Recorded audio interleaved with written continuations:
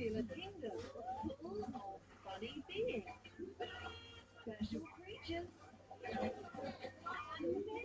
fidgety creatures that can't wait to introduce you to the showman who brings the most beautiful tales in life. Tall tales, everyday and enjoy.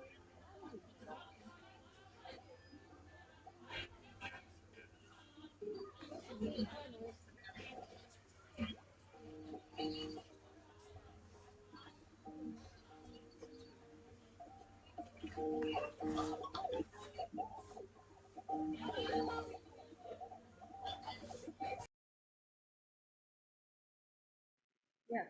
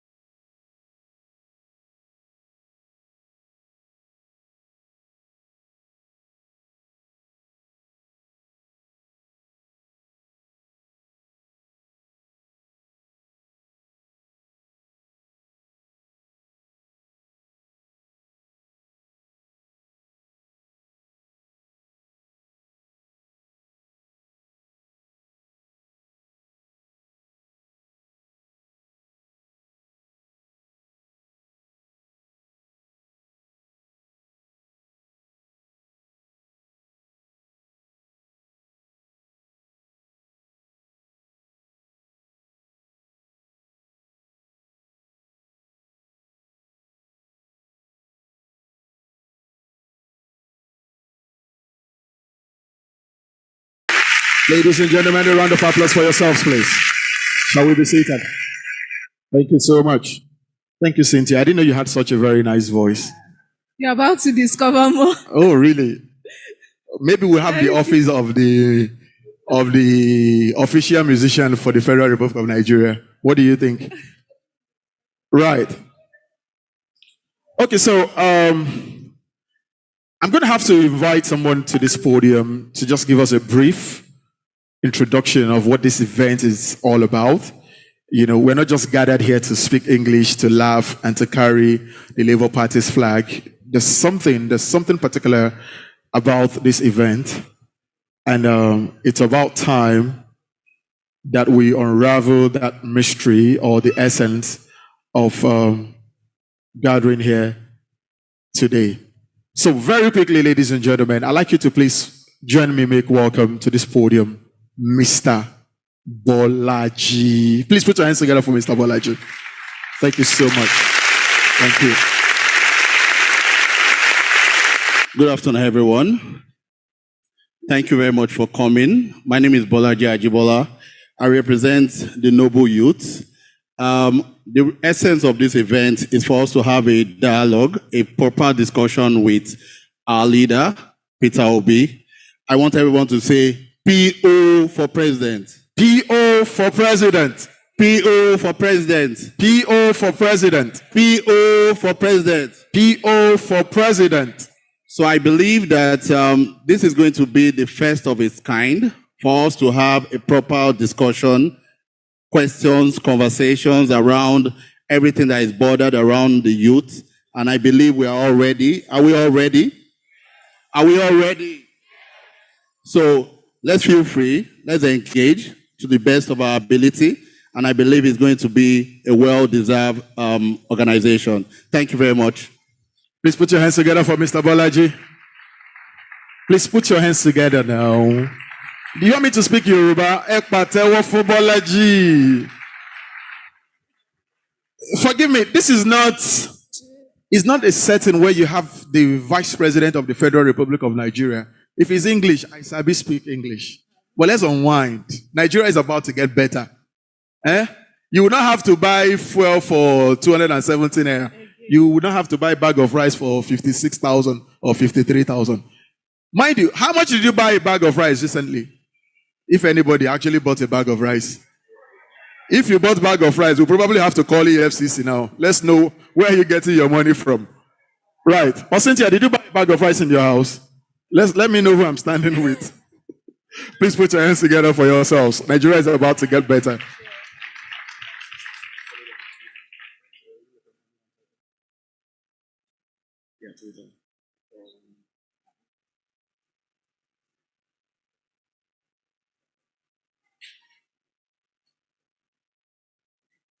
So you can follow us on our Twitter handle, Youth Dialogue with Obi Deity. Okay, thank you so much. Youth Dialogue with Obi Deity. That's Poma on Twitter. So you just go to Twitter and, type in the word Poma.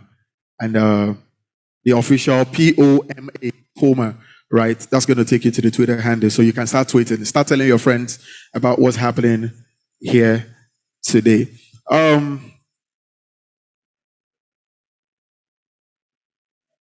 Would have to take a bit of interlude.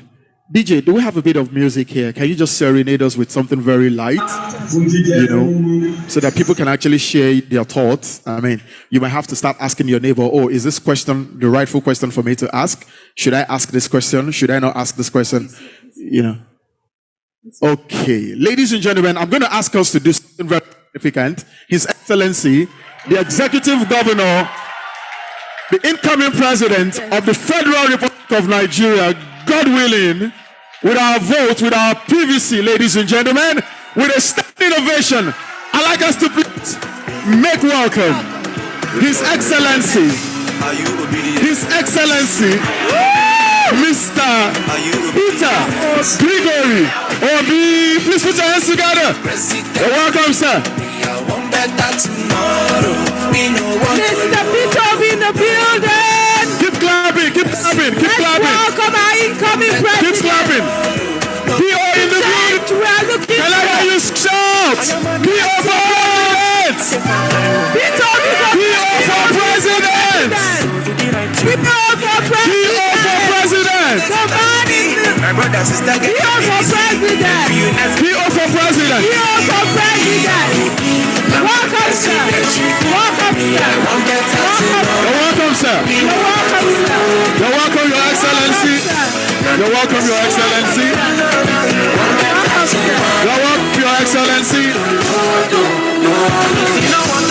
All right, gentlemen of the press, can you please go to your seats? Gentlemen of the press, can you please to your seats? Thank you so much. Gentlemen of the press.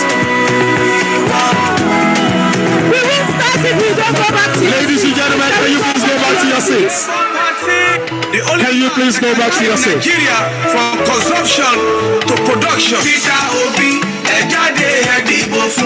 gentlemen of the press, can you please go back to your seats? We want to build a new Nigeria. Let's show the Nigeria now. We want to build a new Nigeria. Please go back to your seats. Please, gentlemen of the press, can you please go back to your seats? Thank you so much. Please. Can you please go back to your seats? Hello, everyone. The new Nigeria that we are looking for starts with us, and we must begin to act the way that we want it to be. Please kindly go back to your seats. Thank you so much, gentlemen of the press. The excitement is real. The certainty is almost unbreakable. Your Excellency,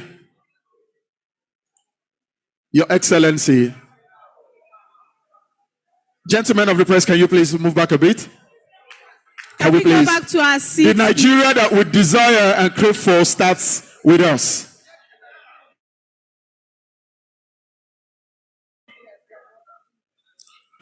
His Excellency, sorry ma'am, Chinasa, His Excellency wants to sit over there. Please put your hands together for PO. That's the president we want. The leader we are looking up to.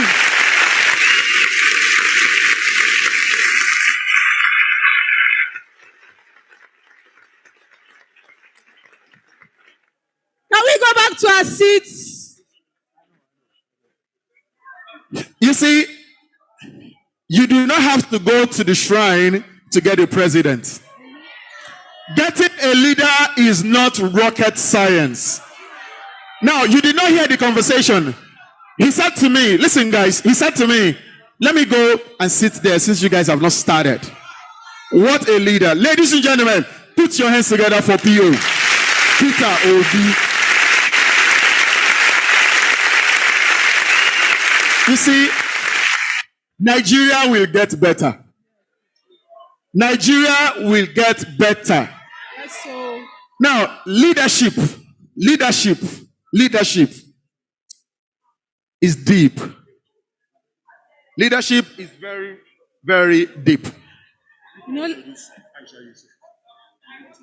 yeah, Aisha Yusuf. Yes. So we also have in the building Aisha Yusuf. All of you remembers Aisha Yusuf? The bone in their neck. The struggle will not be complete without her. Please put your hands together. Can you please come? Let them see you. Let them see you. Please put your hands together for Aisha Yusufu. This is what the Yorubas call Ọkùnrin mẹ́ta. Ọkùnrin mẹ́ta. Ọkùnrin mẹ́ta. Please put your hands together for Aisha Yusufu again. You're welcome. Good afternoon, everyone. You see, we will do the pictures, but not now. So Exactly. that let's focus. You know, one of the things that we must always learn as a nation is for us to focus, to major in the major and not major in the minor. Today, I know the excitement of taking pictures, it's real, but guess what? We have someone here who wants to be the CEO of the Federal Republic of Nigeria. Right. We have someone here who wants to be the Commander-in-Chief of the Federal Republic of Nigeria. We want someone here who wants to work for you. Not just work for you, but work for you diligently and ensure that we have good governance, accountability, and transparency. So it's huge business, right? It's a big thing happening right now. So what we need to do right now is to bring out those questions. And let me tell you something. We have someone, hello? Excuse me. Can we please have our seats, please? See, that's majoring in the minor. You understand? He needs to live here so that when he gets to the villa, he won't do anyhow. He go see your face, he go fear. Because that's how when he come here, you ask a question, you tell and say, if you go there, you go only work for Nigeria people. You understand? So that's what we are doing today. I know as a nation, we are not used to seeing that. We're used to having a country where we are told that if somebody is in leadership, that you should respect that person because the person is old enough to be your father or your grandfather. But guess what? Anybody that becomes the president of the Federal Republic of Nigeria, that person is not voted in to be father or grandfather. That person is voted in there to give good governance, accountability, and transparency. And today you have someone who is coming and saying to you, he's here, he's putting himself forth, he's applying for a job, and he wants you to grill him. We know they fear. We know they shake. We know say competence day. You know how to get competence. Not shaky. We forget. Yeah. Oh yeah, so well done everyone. Thank you so much for the warm welcome. And please remember, you are the interviewers, and we have Mr. Peter Obi today as the interviewee. Thank you. Please put your hands together for Aisha Yusufu. Thank you so much. Thank you so much. Very quickly, because our president has other activities he needs to attend to, and it would be very, very unfair for us to keep him waiting. Very quickly, ladies and gentlemen, I'd like you to please put your hands together as I make welcome to give us the keynote address, Chinasa Amechi. Please put your hands together for her. Please put your hands together for Chinasa Amechi as she gives us the keynote address. Please keep clapping, keep clapping, keep clapping. Thank you so much. Thank you so much.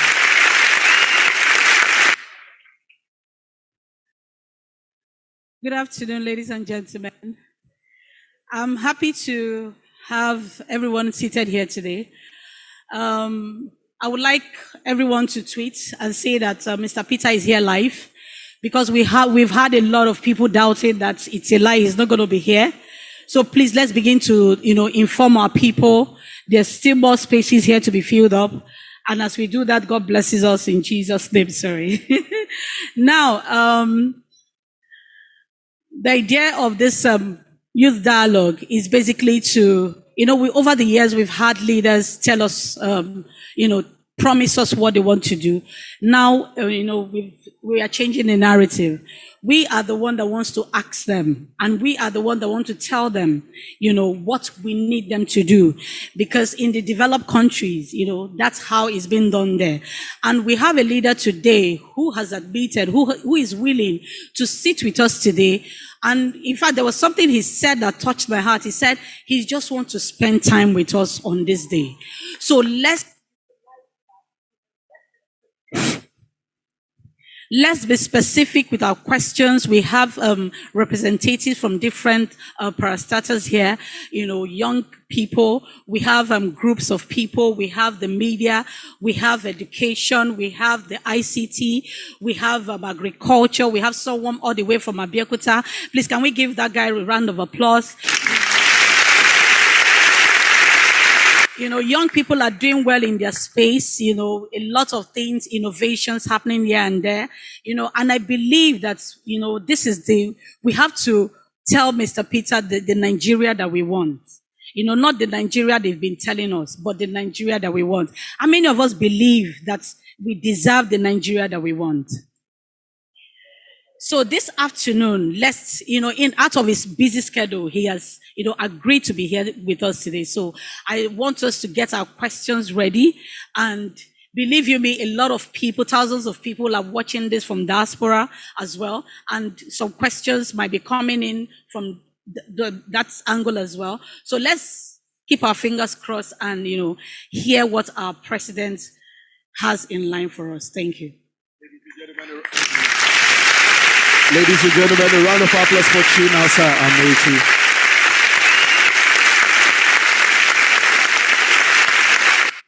Thank you so much. It's so surreal to have a leader who tells you he wants to just spend time with you. I don't think I've ever had any leader. I don't think I've ever seen or heard any leader say such a thing to its citizens. Right, ladies and gentlemen, if your hands are not too very busy, I'd like you to please put your hands together for His Excellency, Mr. Peter Obi.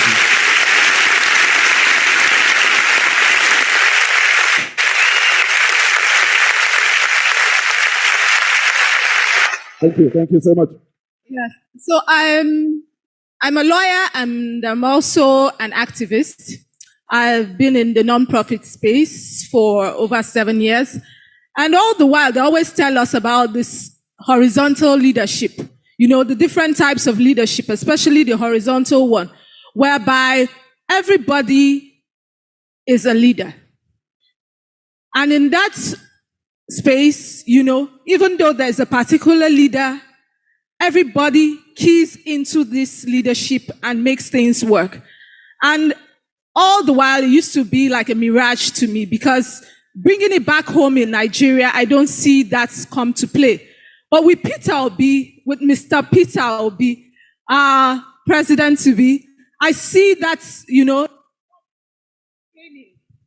that I've been going through all these years come to light, whereby I'll be able to contribute my inputs and be heard and feel that I'm part of the system. And I'm really proud to be here and to see that system come to birth. All right, ladies and gentlemen, please put your hands together for Cynthia. Right, it feels very good. It feels so very good to be Nigerian today. Once again, put your hand on your chest and say, Nigeria will not happen to you. You don't know. All right, very quickly, ladies and gentlemen, I'm going to be inviting some special. Of course, everybody is special, but of course, in mathematics, you have A and you have A1. It tells you that there's a bit of fraction, right? Now, very quickly, I'm going to be reading out a few.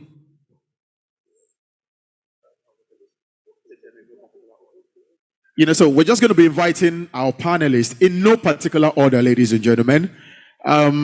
Because of our time, I'm just going to run as fast as possible. And as soon as I announce their name, ladies and gentlemen, I'd like you to please put your hands together for them as soon as they rise from their seats and make their way to this elevated platform. So very quickly. So first, in no particular order, we'll be calling on Folawi Omikule. Folawe. Folawe. Sorry, Folawe Omikule. Please put your hands together for Folawe Omikule. Thank you so much. Okay, so ladies and gentlemen, Folawe Omikule is a social entrepreneur with over a decade experience, cutting across education, development, non-profit. Please have a seat, ma'am. Non-profit, management, fundraising, and sustainability. She has a degree in international law and diplomacy, diplomatic studies, and Montessori education from Babcock University, Nigeria, University of Westminster, and Modern Montessori International. Oh, okay. Okay, she's worked overtime as an educationist in Nigeria. Ladies and gentlemen, please, one more time, join me, make welcome Folawe Omikule.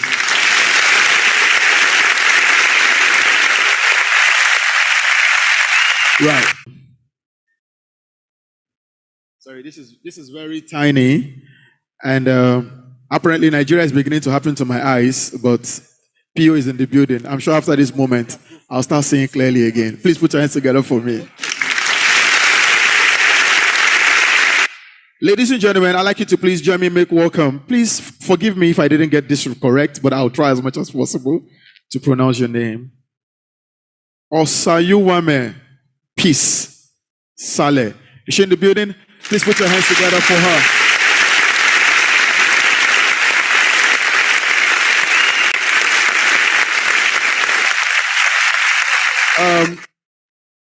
Peace Saleh is a content creator. She's an entrepreneur, and she actually runs a primetime talk show that airs live on Plus TV Africa on DSTV channel 408. Ladies and gentlemen, please put your hands together for Peace Saleh. You're welcome, man. Okay, we also have a farmer in the building. A farmer. Please put your hands together for farmers. The beautiful thing about this person is he's a farmer and his name is also Samson. So I'm wondering, what do you farm? Do you just farm crops and kill animals? And, and what next? You know what I'm saying? Okay, so maybe you should show me that. There's a microphone. Can you say? So he, farmer Obole. Okay. Samson. Obole Ladies and gentlemen, Samson. Farmer Samson Obole. He's the team lead for Upepsia Place Limited, Soilless Farm, where he used technology as an enabler for agriculture. Let's make welcome for Samson. Please put your hands together. Unfortunately, this Samson doesn't look like Samson. He looks like Buju. Please put your hands together for Mr. Samson. He uses, okay. So very quickly, ladies and gentlemen. Okay. Sorry, we're just going to have to do this. You know how it is. Nigeria is happening to our network. Very quickly, ladies and gentlemen, I'd like us to please. Okay. Mr. Obinna Iwuno. Mr. Obinna is in the building.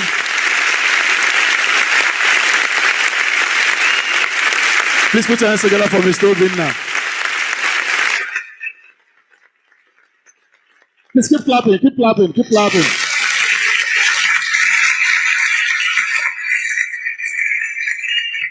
Mr. Obi now is a cryptocurrency compliance specialist. Please put your hands together for him.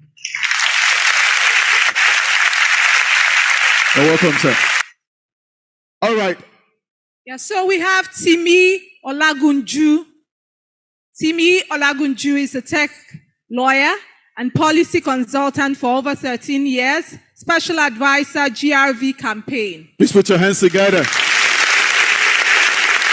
Bros, you don't be lawyer for 13 years. How old you can be? Yeah, you know when they born you. It's not Balablu or Bulubla.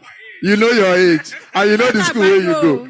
Please put your hands together, ladies and gentlemen. Okay. The moment we all have been waiting for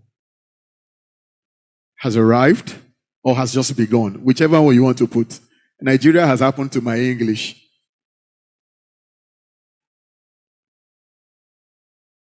I'm about to invite to this podium one man.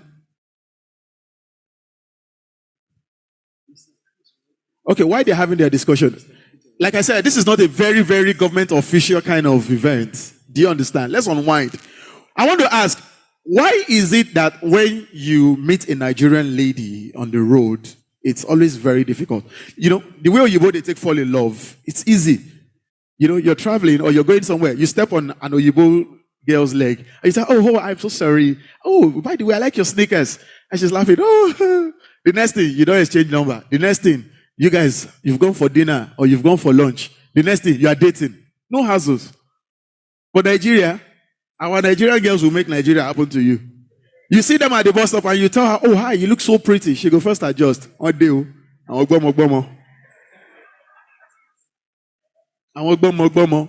If you not successfully get her number, you calling, and she will tell you, I don't have. Or she tells you, okay.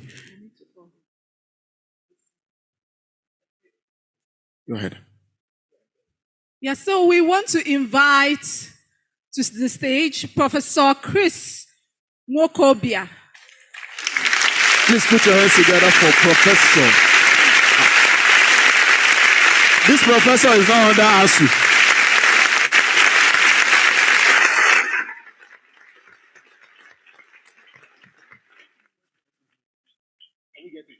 Please put your hands together for this professor. This professor is not under ASU. Professor with the source. Your Excellency, maybe when you become president of this country, professors will have this kind of stomach. Because what our professors have now is kwashoko.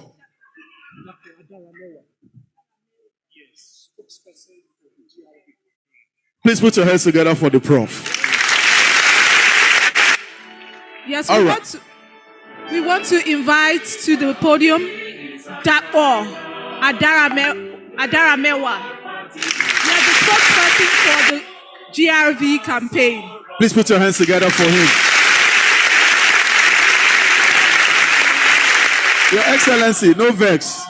If we reach Aso Rock, we will do the name change. If we call you Dapo Adara, just Nigeria is happening to her. Please, a round of applause for him, please. Okay.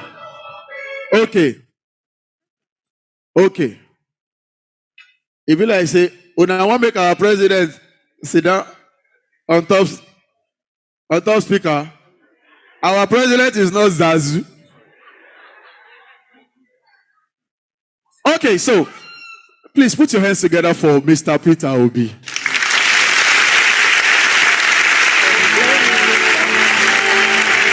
Ladies and gentlemen, a rise celebration, please. Welcome. Peter Obi is our driver. Labour Party is our vehicle. Aso Rock is our destination. We the people are the structure. Our new Nigeria is our desire. unshakable. It's possible. Please put your hands together for our president.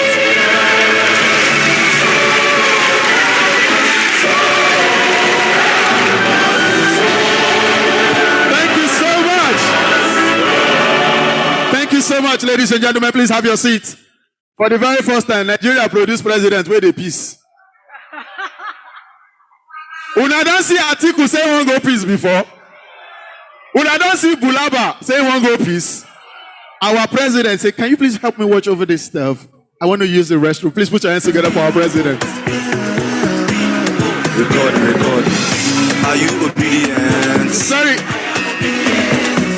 Are you obedient? Now my president, you give me a one better tomorrow. Me no want to load, no. All right, thank you so much, DJ. Ladies and gentlemen, quickly, I want to hand over the microphone to Mr. Dapo as he gives us a few.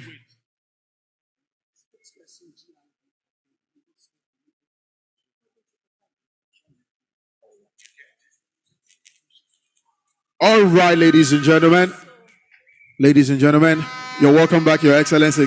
Can I please have your attention, ladies and gentlemen? Can I please have your attention? Thank you so much. Very quickly, ladies and gentlemen, it is very, very proper for us to have a very proper introduction for a proper person. Very quickly, I want to hand over the microphone to Mr. Dapo Adaramewa. He's the spokesperson, GRV Campaign Group, Lagos State Chapter. Please put your hands together for Mr. Dapo. Good afternoon, all. All protocols fully observed. Now, firstly, I would like to apologize on behalf of my principal, Mr. Gbadebo Rhodes Viver, who is the candidate for the Labour Party for the governorship of this great state of Lagos. Now, unfortunately, he had some pressing family matters that he had to attend to, and that's the only reason he's not here with us today. Now, in his stead, I will just outline briefly his vision for Lagos State. His vision for Lagos is a Lagos run on the principles of fairness, justice, and equity. Mr. Gbadebo Rhodes Viver himself is a graduate of MIT, and he's a youth like many of us in this room. And he really believes in having a government. As you can see, the people here who are representing him are also youth. He believes in having a government that puts the youth at the front and center of everything that goes on. Our vision for Lagos is a secure Lagos where there is enough jobs, and not just current jobs, but jobs of the future in terms of building institutions to train our people so that we can match any labor force around the world. Mr. Gbadebo Rhodes Viver will be revisiting the education system within the state of Lagos, and will build a Lagos that works for all of us. A Lagos that works for you, that works for me. Awalokan. This is no country for old men. Thank you very much. Thank you. Ladies and gentlemen, please put your hands together for Mr. Dapo Adaramewa. Thank you so much. Ladies and gentlemen, in the course of this event, of course, we're going to be recognizing the presence of a few personalities in our midst. But of course, before then, it would be very nice for me to run as fast as possible so that His Excellency, the Executive President, incoming President of the Federal Republic, can actually attend to other things. Okay, so very quickly, ladies and gentlemen, I'd like us to please acknowledge the presence of architect Abiodun Abubakar Dabiri. Please put your hands together. Yeah, you sir. Thank you so much, sir. Thank you so much. You're welcome. I mean, look at the people representing us now. Look at the clothes there for their body. It's not falling off. Please put your hands together for yourselves. Right. So, very quickly, in no particular order, I'm just going to hand over this microphone. Of course, growing up, I used to be told ladies first. But as Nigeria don't they happen to us, we don't they forget ladies first. You know, we just want to do our thing and do our thing, right? But very quickly, I am going to hand over this microphone. I'm sure all of these people seated here are representing different sectors of activities in Nigeria, so to say. And you're going to be asking His Excellency, the incoming President of the Federal Republic of Nigeria, Mr. Peter Obi, a few questions. Trust me, you would get enlightened today. You would have another reason to go get your PVC if you have not done that. Do you understand me? Ladies and gentlemen, I don't want to start with the tech man. Before he now asks us, if you put a mouse here and it doesn't connect to the speaker, what do you do? Right. So very quickly, ladies and gentlemen, I'd like to officially hand over the microphone to Folawe as she starts and opens the floor for us. Please put your hands together for Folawe. Thank you very much. And good afternoon, everyone.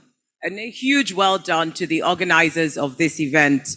My name is Folawe Omekule. I'm a social entrepreneur, and I've dedicated my life's calling and purpose to working in education. And I believe that for any nation to truly reach its fullest potential, it would have to invest in education. And so I'm very delighted this afternoon to be engaging with you, Mr. Peter Obi, on your vision for education in Nigeria. And I'll go real quick to my question. My first question to you, sir. As of October 2022, 20 million Nigerian children have been out of school or are out of school. Despite the government's efforts through programs such as Better Education Service Delivery for All Children and the Open School Program, the number has continued to increase, almost doubling in the past 2 years. In a past interview, you mentioned that you believe that the solution to this problem lies in investing more money in the education sector. Considering the high levels of corruption in this country and other existing problems in the education system, what plans do you have that will work in tandem with this increased funding to tackle the issue? That'll be my first question.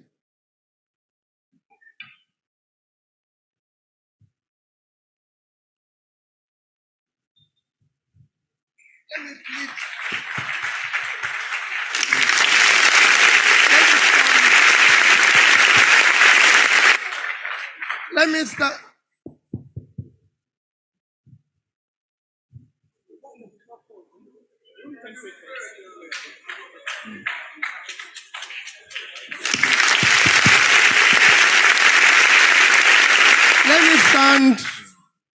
Let me stand on all existing protocols. And first, plead with all of us. I know you did ask me a question, but I need 2 minutes to explain one or two things. I want to plead with all of us. What I've always pleaded with people. What we say today is that we're coming to do youth dialogue, and I plead with all of us. What we are here to do, and what I want us to do, is far more serious than issue of taking picture, being excited about me or anything, because we're near collapse, and nobody wants to be a refugee. So drop everything tonight, this morning, this afternoon, about His Excellency. My name is Peter Obi. I'm applying for a job of serving this country, and it's very serious. Leadership and what I do in office must be demand-driven, not supply-driven. And if it's going to be a demand-driven, that is what we are here. I want you to get out your phone. When they ask question, listen to what I'm saying. Tape it. So that tomorrow you can say, I met this man. He said he would do this. Look at what he's doing. What we've been doing in this country is that people get up, we don't listen to them, we don't hear what they say. When they go into the office, they start doing the opposite. And when you ask them, they said, oh, that's not what I said. Or what I saw when you entered. What were you seeing when you were promising? We want you, so please, let's take it more serious. It is a serious engagement. I didn't know Chinasa. I'm meeting the young lady here for the first time today. Maybe we met one or two places, but she's been consistently texting me and sending me message every day. And I said, okay, whatever this woman is doing, let me follow her to the place. Whatever it is.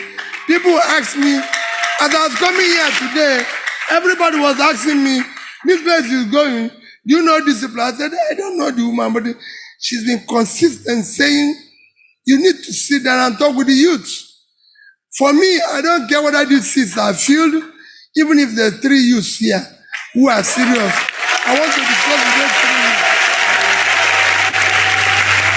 So, I didn't leave my place to come here to listen to music or dance. I left to come here to discuss with 1 or 2 youths I found. Societies are not changed by everybody. Few people change society. For me, she's a change agent. That's why she can text me every day. Otherwise, she didn't text me to come for her birthday. She texted me and said, the youth wants to dialogue with you. So I followed her. She could have been anybody.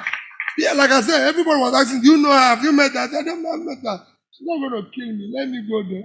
Whenever I see her, so it's serious. So back to your question. The reason why I said is I want us to take it serious. 1 hour, if we're 2 of us here, I want to answer the questions. I also want to learn. I don't know everything. Anybody who knows everything to me is an idiot. It shouldn't be seen around me. I want to learn equally. I want to know because by listening to you, I'm learning also. I don't want to know what to do. The main job of a leader is to listen and learn. Aisha will tell you, we argue from time to time and say, Aisha, if I know everything, you think I will be here. I don't know everything, so I'm also learning.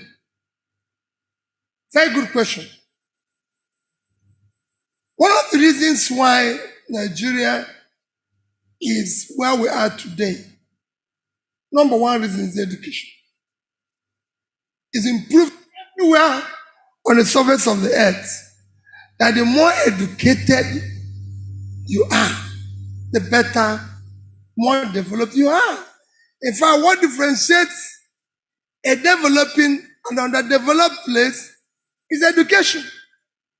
Nothing else. Because while you can say that the measure of development is Human Development Index, if you look at it, life expectancy, which is supposed to be number 1, is health. You can't talk about health, let's talk about education. The other is number 3, number 2 is the education, number 3 is per capita income. You can't improve people's per capita unless they're educated. So, you can't have 20 million people out of school and you won't be going through the problems, among other things, like having 1.3 million people living in poverty. Education, we need to do more investment in education. I know you brought the issue of corruption. Yes, what is invested has not been properly managed. But even that investment is too low for a country of our size. I've checked it across at least a dozen countries. It is unacceptable. If you go today, our national education budget for the past 5 years, 6 years actually, and when I talk about 6 years, I'm talking about between 2016 and 2021. It's about 3.6 trillion naira. 6 years. That is not up to 1 year of South African budget in education. In 2021, their budget is 387 rand, 387 billion rand. If you convert it with the rate of exchange and convert our own with the rate of exchange, you find out that what they spend in 1 year is about what we spent in 6 years. South Africa is 60 million, we are 200 million. That's supposed to be the second biggest economy in Africa. Go and compare with Ghana. I compared it with I don't want to even go to places like Indonesia, perhaps the same thing, Philippines and everything I show you. It is too low. We need to increase our education budget, and what still, our education budget in 6 years, even combined with health, is not up to our expenditure this year on subsidy. Nobody does that. You cannot subsidize fuel and not spend on education. How do you solve this? You need to increase your spending. You need to increase your supervision in education. Education is one aspect where I would say, as governor of Anambra State, we moved education from low to high.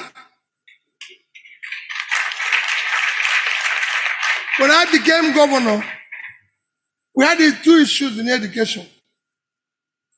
One is that Anambra of secondary schools and primary schools being closed for 2 years. 2001 and partly 2002 was underfunded, poorly supervised, and we had a case where we had a girls-boys ratio that was very troubling. We had 80% of the schools were girls, 20% were boys. So the boys didn't find any reason to go to school again. So it was a huge problem we needed to tackle. The result is, I don't need to stand here telling you what we did and what we didn't do. All I can say to you, today in Anambra State, which you can go and verify, you see that the students, the boys have overtaken the girls again. How did we bring them back to school? We didn't have to feed them. We didn't have to do anything. We went all the way to start first that we returned the schools to the missionaries who were the owners, funded them directly. That's where the corruption you're saying is. But I give you an example of what happened to us. That we have universal basic education in Abuja. They receive the money for education. We have the same thing in the state. We have the same thing in local government.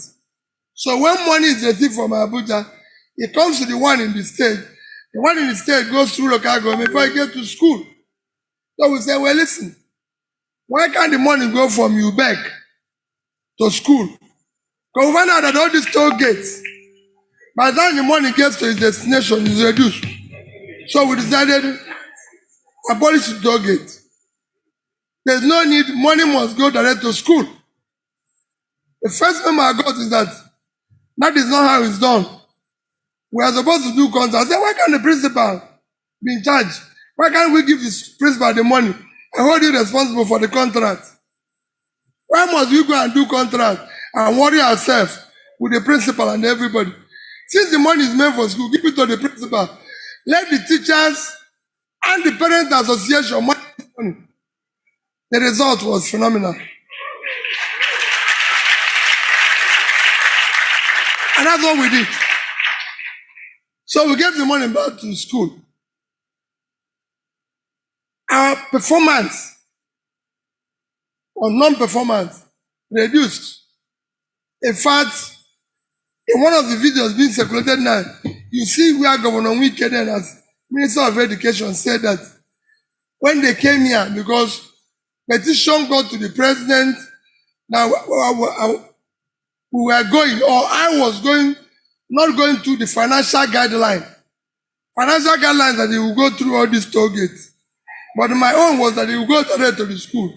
So they said that he wasn't going through the financial and service guideline.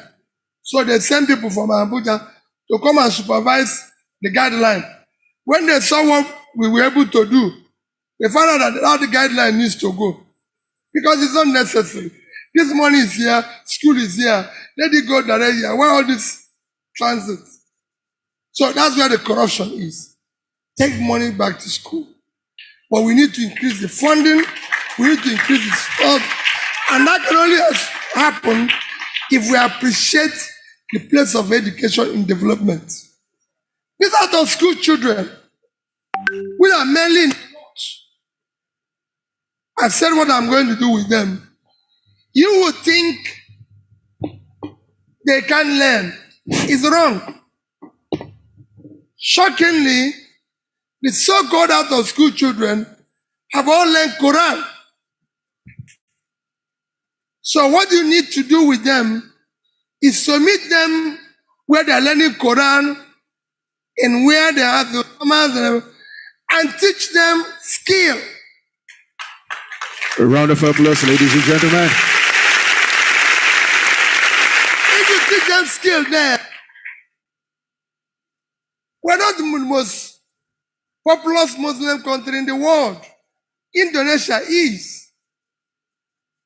Yet, Indonesia they don't have millions of out of school children. They don't have, their unemployment is under 10%. Egypt is a Muslim country. They too have less than 10% unemployment and they have skills. These are people who can learn how to be carpentry works, they can learn tiling, they can learn plastering. These are jobs that people are looking all over the world. If you go all over the world today, in the UK, everything, they are looking. If you go to Dubai, you find out that most of the cab drivers are from Egypt, from Indonesia, they are from all the Muslims, because they've been taught skills and they can speak English or French, as the case may be. In France, all the most cab drivers are from one of the Muslim countries or the other, and they're there. So ours is not unique. It's just that we must focus on how to teach these people skills which can help us. Today we are receiving $20 billion from remittances. We can actually export more people and double that. It's all part of engagement. In Philippines have ministry for overseas development and employment and everything. So we can organize all this. So for me, education is key. It's critical. I must be pursued. Thank you. Ladies and gentlemen, a round of applause for His Excellency. Please put your hands together for him. Thank you so much. Thank you. Your Excellency, you can have your seat, or you want to stand? When you go to interview, stand. People who are interviewing you will go to. Fantastic. Please put your hands together for him. All right, sir. All right.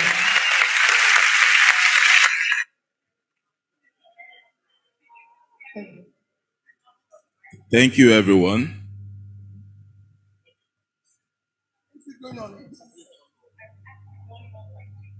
Well, I think he has one more question. I'll ask one more question, right? Can I ask one more? Okay, okay. Okay, I'll just go to my final question. Thank you very much, Mr. Obi. And my final question really is, when I think about some of the key ingredients that make things happen in government, they are political will, which I think you express very much, human resource and financial resources. And I think you've also talked about the financial resources and investment. And what I wonder is what your plan will be.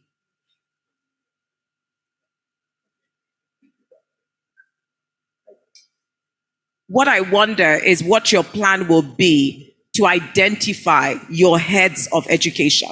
I think it's very important, especially just looking back at the last 8 years, when we just recently had the current Minister for Education say that, his leadership or his tenure was a failure. I wonder what your plan will be to nominate those that will drive the vision that you have for education. Thank you. Well, I'll answer it across. Let me tell you, no one person today, not even Peter Obi, can solve problem in Nigeria today. Waste everybody's time. Nigeria needs today. And don't think it's going to be a party affair. Labor people are here. No. You're going to hire the best today. If I have opportunity of serving this country, we're going to have government of national unity. And we're going to bring people who are competent no matter where they are in the surface of the earth, as long as they're Nigerian.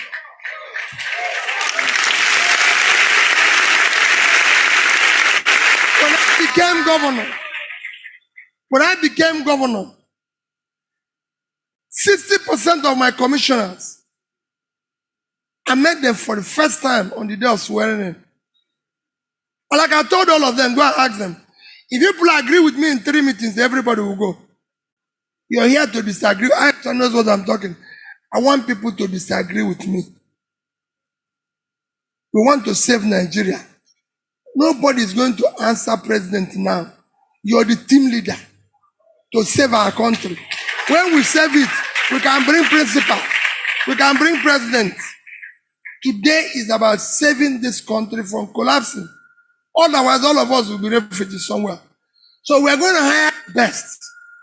Commission for Education, when I went to Anambra, my first in my life, I met her the day she was sworn in. And when she went to for her first school visit and came back, and I said, Commissioner, I want to visit every secondary school in Anambra State. He said, no. Like this, I said, Commissioner, I want you to do that. I want you, every senior prefect must have my phone number. They must reach me directly. We must solve this problem. Like I told the universities, there's no way every university union president will not have my phone number. We must deal with this issue and solve it. When we solve it, anything can happen. But for now, we are in mess and we must clean it up. So clean it up will not look at anybody's face. If I'm looking for the people to hide, you can see people who are, and go and check all the people who are walking around with me today or going to places with me. They are not the best people that you can. Otherwise, I won't have any time for Chinasa. I have more political people who wants to take me to a better place than Chinasa. Taking me out of my holiday, supposedly holidays now. They come here to meet youth and talk where, say nothing will come out of here. They're not even going to have better food. So, why did you carry me come here? So, but we are going to work hard now. It's a different country. As I'm going about taking names, I want to have young, dynamic people who can say, no, we can't take this. I shall travel with me with one young person somewhere. It was a shocking thing.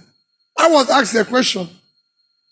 A youth said I shouldn't answer the question. It's not a question meant for my age. I came to this person. No. He said, she will answer that question. And I said, okay, you answer it. And what they answered, the people will wonder whether I came here to fight them. But that's the reality of what we find ourselves. What made all those countries work was the people they were able to recruit. Thank you. Thank you very much, Mr. Peter Obi, for this youth engagement. So I'm going to be asking you 2 questions, and that borders on the incoming government. So here I represent the blockchain sector, which is IT and tech, right? And we know that in this current fourth industrial revolution, blockchain is one of the major drivers of the fourth industrial revolution. All right, and we've seen so many things that the blockchain technology can solve, and it's already been implemented in other countries. Talk about a country like Estonia, who has over 90% of its system running on blockchain now. And of course, we could use blockchain even in agriculture, in education, in tech, in law, in manufacturing, supply line management and all of that. So I want to ask, my first question is, what is the stand of your government when you come in as president concerning blockchain technology? Then my second question also is bordering on the most popular known use case of blockchain technology, which is cryptocurrency, that borders on the financial aspect of the blockchain solution. And majority of your supporters are youths. And I can tell you categorically, being an executive and the president-elect of the Blockchain Association in Nigeria, that we have over 17 million young people who are already interacting with blockchain and cryptocurrency. And this present administration has a hostile approach to cryptocurrency. And if you look at a country like Dubai that has created an economic free zone for cryptocurrencies, it has made majority of the global crypto companies to move to Dubai to set up office, which is a plus for their government. And currently, the business and sector is being hampered in the present situation in Nigeria. So I want to ask, when you get into government, will you also take the same hostile approach of this government to on cryptocurrency, or would you take the kind of approach that Dubai as a state has taken to open up a new sector that it's benefiting massively from? Thank you, sir.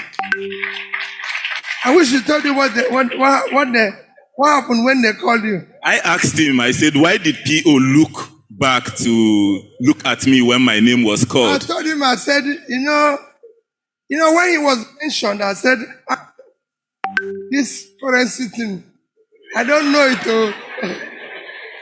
Well, let me tell you,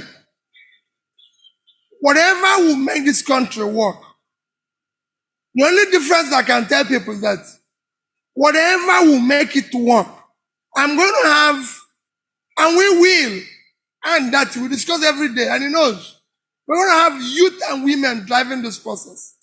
And whatever they want that will make it work, I will stand with them.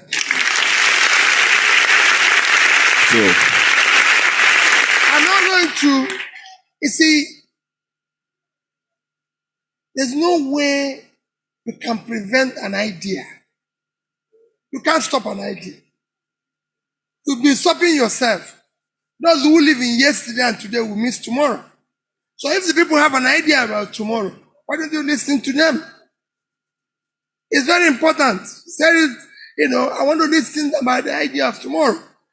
I'm not the need, probably, but I have people around me. My son believes in all that and everything, and I'll always tell him, I say, listen, hey, wait a minute. This my little money, I want to hold it till because I don't know, I'm in an age I don't want to do magic. So you do it because you know what it is all about. For me, learning, listening and learning is the main number one job of a leader. You must listen and learn. I'm not just going to tell you what I'm going to do. I want you to educate me more on this. We'll exchange number, we'll exchange email, because I want to know. Because most happens to most of the times that people don't know and they want to create, I'm His Excellency. You can be an idiot and be His Excellency. And so learn from those who know. And nobody says that not try to confess you with knowledge. No. Listen to people. There's professors who don't know anything. So I want to learn. I assure you that blockchain technology is driving a lot of process. We'll embrace it. In cryptocurrency, And we study it very well, what we can do, how it will affect us, where we are, and everything. And there's no way we will not listen. Where we think there's issue, we will communicate it. One of the main job of governance is communication. If you don't know, you learn. If you communicate, let people know what you're doing. What is happening here is that we have a deaf and dumb situation. We don't know where we are. We don't know where we are going. Nobody's telling us. So be rest assured, I want to learn. Thank you very much.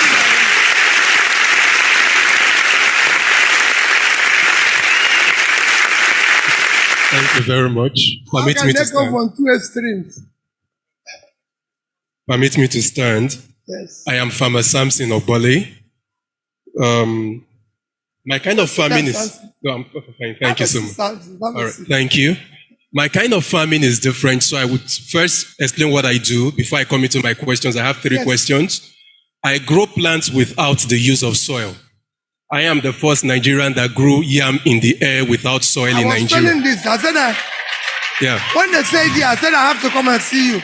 Thank you so much, sir. This is interesting. Thank you, sir. So, I took time to study your policy, and what kept jumping out for me was... Where you stay? In Abeokuta, Ogun State. In Abeokuta? Yes, sir. I must come. We're happy to receive you. Happy to receive you. So, I studied your policy. What kept jumping out to me was consumption to production. We want to move from consumption to production. And my first question would be, looking at your Agric policy, what is the focus? Is it food, income, or job creation? For the sake of the people, I would explain, because there is this assumption that once you do agriculture is one and the same for food, income, and job creation, but that is far from the truth. Agriculture is a tool, and as a tool, we decide what we want to use it to unlock. I'll give an example. In IITA, back then, we have a slogan that if you want to feed people, grow cassava. If you want to make money, grow yam.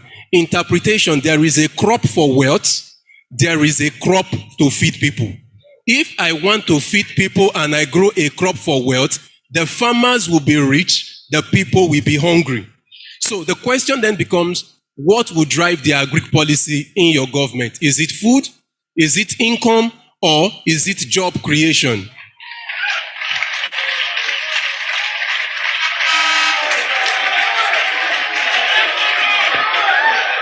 All of it.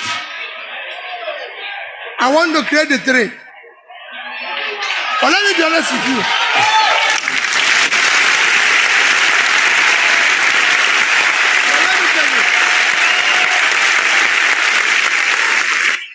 This is very interesting. It is three of it. Because for a country like Nigeria, we need to be able to feed ourselves, which we are not doing today. We need to be able, and why did I say I'm going to visit you? And it's going to be very soon. Why do I say I'm going to visit you? It is interesting that my complaint and my agitation, if you like it, that we have 60% of our arable lands all cultivated. I didn't even know that there's even way we can even do it without even the land, which now makes it exceptional. So, we can feed ourselves. We need to do that. We have 33% unemployment today and near 60% youth unemployment. So, and where can you unlock jobs? You start with agriculture, which leads to processing, manufacturing, everything. So, for me, that's why I said for everything, we need to feed ourselves. We need to be able to, invest value added, everything that will now help us into manufacturing and create jobs. But again, I want to learn more from you. Thank you, sir. So my question number two, that was smart. But question number two, which would be, so whichever decision you choose to follow, I know you said you want to go with the three: food, income, and job creation. Unfortunately, there is usually an issue. The technology of choice differs based on the route you take. I'll give an example. With our farm, I have my colleague at the back. With our farm, for example, I can decide to automate my farm such that I control the whole farm from my phone. If I do that, I cannot create jobs. So I had to make a conscious decision to say, I want to create jobs, but creating that job reduced our efficiency, because where there are human beings, there are inefficiencies. No, you can create a job, even without. Because the job might not be in the agriculture where you're doing production. In but the tech. You're producing the tech, what you're producing, That's people where I'm add going to value start. in it, those who do export, those who do this. That's where I'm going to start. That's why I really wanted to speak after you. So Because the question now becomes, how are you going to help our Agric institutions to train people for jobs of the future and not jobs of the That past? is education. That's what we're talking about, education. You see, you now come where I said you can't talk about development. The reason why you're doing this, you know why? You're educated.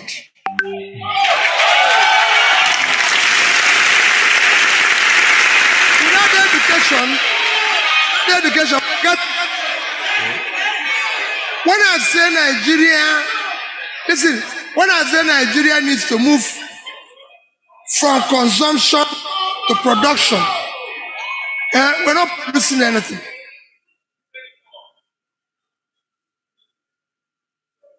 Can you look at the list of 10 poorest states in Nigeria? Yeah? Can you look at the 10? No. The 10 poorest states in Nigeria. Google it. No. 1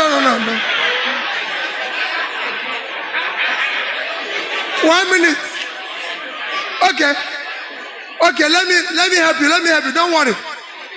If you look at the 10, if you look at the 10 poorest states in Nigeria, you will see there a state like Niger State. You will see there a state like Boronu. And that, without even getting to where it is, which is more sophisticated, Niger State, which I give as an example every day, is sitting on the most fertile land I can imagine. Am I right? Niger State is 76.3 thousand square kilometers of land. Fertile land. As we speak, 7 local governments in Niger State is under the control of bandits. And I've tried to ask people, why are you getting involved in this? They'll tell me they have no job. They have no food. That's why they are doing banditry and everything. Niger State is waiting to form the income federation sharing of every month, which the maximum Niger State can make in a year is about 50 billion naira. What I mean 50, because there's other deductions. They might get more than that, but the net income can be more than 50 billion naira. But they are sitting on 76.3 thousand square kilometers of fertile land. A country like Netherlands, using your technology, using your knowledge, have no land. Netherlands is 33,000 without water, 33,000 square kilometers of land. So Niger State is 2.5 times Netherlands. The agricultural export of Netherlands last year is 103 billion euros, $120 billion. Which means if Niger State was able to do 2% of that, just 2%. We didn't want to go far, 2%. it will be $2.4 billion. At 650, it will be about 1.5 trillion naira, which is 30 times what they will receive from statutory allocation. But they are waiting for statutory allocation. Our total, we can't feed ourselves. Our country is about 200 million people. We can't feed ourselves. India is 1.4 billion and they can feed themselves. And they export agricultural products. I lived in the UK when food were being rationed in India. They can now feed themselves and export agricultural products. India today occupies a land space of 3.2 million square kilometers. We occupy about 923,000, which is about 1 million. So we live on 1/3 of their land, and we are 1/7 of their population, which means we have more land for agriculture, and we can't feed ourselves. That is why I talked about our feeding ourselves. The same thing goes with our not consuming anything. Everybody gets up in the morning and says, Naira is 750 today. Naira is 800. Naira is 1,000. Naira is this. And they ask people, they say, oh, only one thing drives your rate of exchange. Your reserve. And what drives your reserve? Your export. Because you're not producing anything for export, you have a problem. I will expatiate that as we go along. Thank you, sir. The last question, because of time. My last question. In your manifesto, you said a lot about going after the arable lands. Going after? The arable lands, to ensure that the lands are used properly. In the same manifesto, you also talked about wanting to be climate smart. Wanting to be climate smart. And of course, we know that where there is deforestation, being climate smart becomes an issue. So, now, you also talked about you want to bring in more mechanization. And we also know that majority of our farmers are smallholder farmers, which means automatically mechanization takes them out of those that can be helped. Because what they have is probably a plot of land or something to farm on. Now, to my question. Looking at I'm a farmer. I deal a lot with local farmers around me. I have about 15,000 farmers in, I think, Katsina State working with me. And I have realized that one of the basic problems they have, yes, insecurity is there, but that is a Nigeria problem. It's not just a farmer's thing. We have the problem when it comes to seeds, meaning the kind of seed we plant determines the kind of yield we get per square meter. So my question becomes, what would be your disposition to things like GMO? I know that a whole lot of people have heard a lot of stories around GMO. Oh, if you take it, it kills this, it kills that. And the question I usually ask people is, how many people know how banana used to be? The original banana had seeds bigger than oranges. It took somebody in the lab to remove those seeds and make them so tiny that they look like dots inside the banana. 2, what would be your disposition to technology in Agric? I will give an example. Right now, we are about perfecting a system that would allow us grow meat from the air, meaning we are growing meat without using any animal, because we know that one of the biggest contributors to climate change when it comes to agriculture is their animals. But if we can ensure people can eat meat without killing cows, without having to rear cows, that will bring a big shift. What would be your disposition now?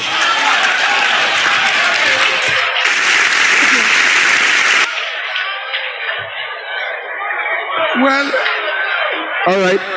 Wait, let me. Gentlemen, can I please have your attention, please? Okay, let me, like I said, for me, it's the learning process. What is important for me is that whatever we can do that is healthy, that is allowed, is healthy, is proven that it's healthy, and will help us to feed our people without having to. So we can save all those resources we use to import food.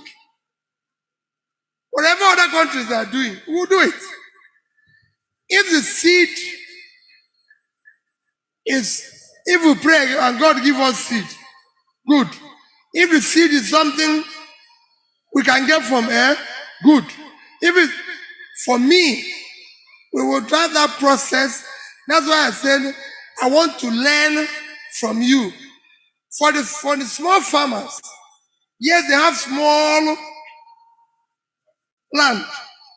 We can bring all of them together. So as you're mechanizing it, they can work as cooperative society. I was in Bangladesh. Today, Bangladesh does more export of clothing than Nigeria does in all its products, including oil. What are they doing? I went to Bangladesh families, and I see women clustered together in unions, in this, and this one sews maybe every day a dozen shirts. The other one, a dozen shirts. And then we do that. I've seen this happen everywhere. So all we need is that even in India, they have a similar thing with our farmers. And then I'm going to improve our research institute. Today, Agric research institute don't exist. I'm learning what you're doing now, and I'm sure so many people in government have not come to see you. Have they? People from federal government? Eh? But they're not implementing it. I want to learn it. And if that is the way we'll go that way.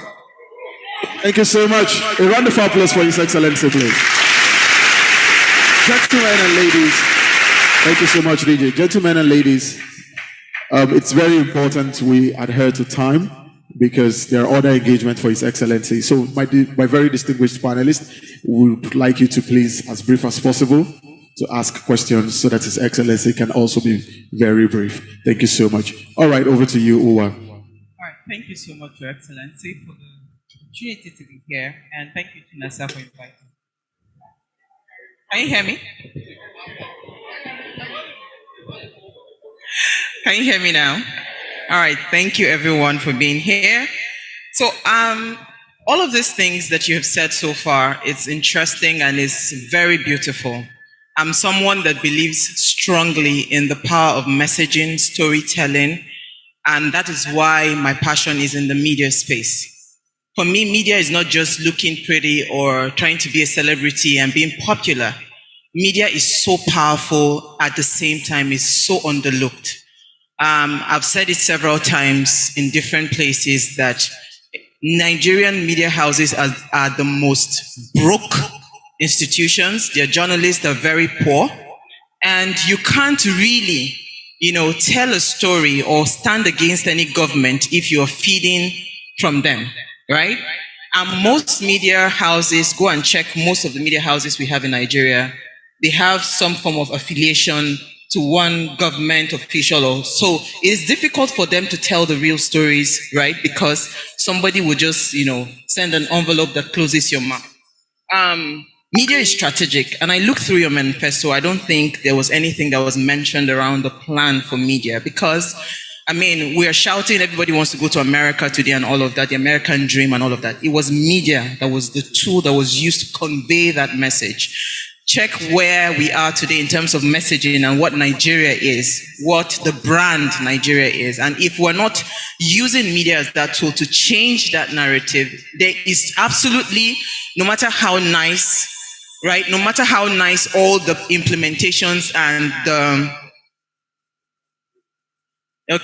no matter how nice all the implementations and whatever it is that we've said here, if we do not message it right to the world, it will be difficult for us to project. What are your plans, in changing the media space, making them a lot more independent, making them, let them prosper enough to stand against even your government, to be able to look you in the face, to tell you the truth, without having you to coming down and gagging them. That's number one. Number two, there is a narrative around you, and I am so grateful you said it, that you're not the Messiah that will change Nigeria, but sadly, that's what everybody tries to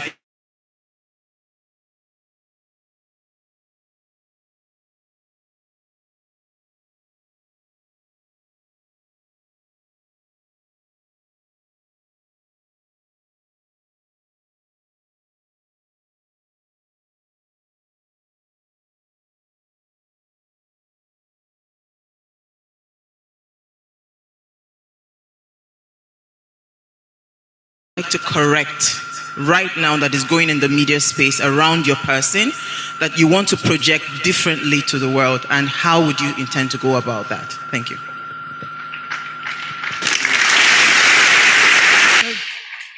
There's too many things to comment here. Well, let me tell you. Maybe I wasn't explicit about issue of media. But I can assure you that I'm right. Communication, whatever is in life is in communication. And that's where I bring media in. It is being able to communicate it that makes a difference. And I said it when I was talking to answering the letter from my friend in the blockchain technology. I said I'll communicate. The difference between leaders all over the world and what you have in Africa is that they're able to communicate. If you live in America, you live in Britain, if you live everywhere, you hear the prime minister, you hear the president every day, talk every day. Here we talk through spokespeople. People told me, why are you going to answer all these people? Don't you have spokesmen or people who can represent you? Why do you have to go and answer every chin answer? Why don't somebody come and represent you? I say, listen, I'm the one looking for a job. Spokespeople are not looking for a job. Why would they be the ones speaking for me? I want to go and answer people who are going to be the employers of the job. Communication is critical.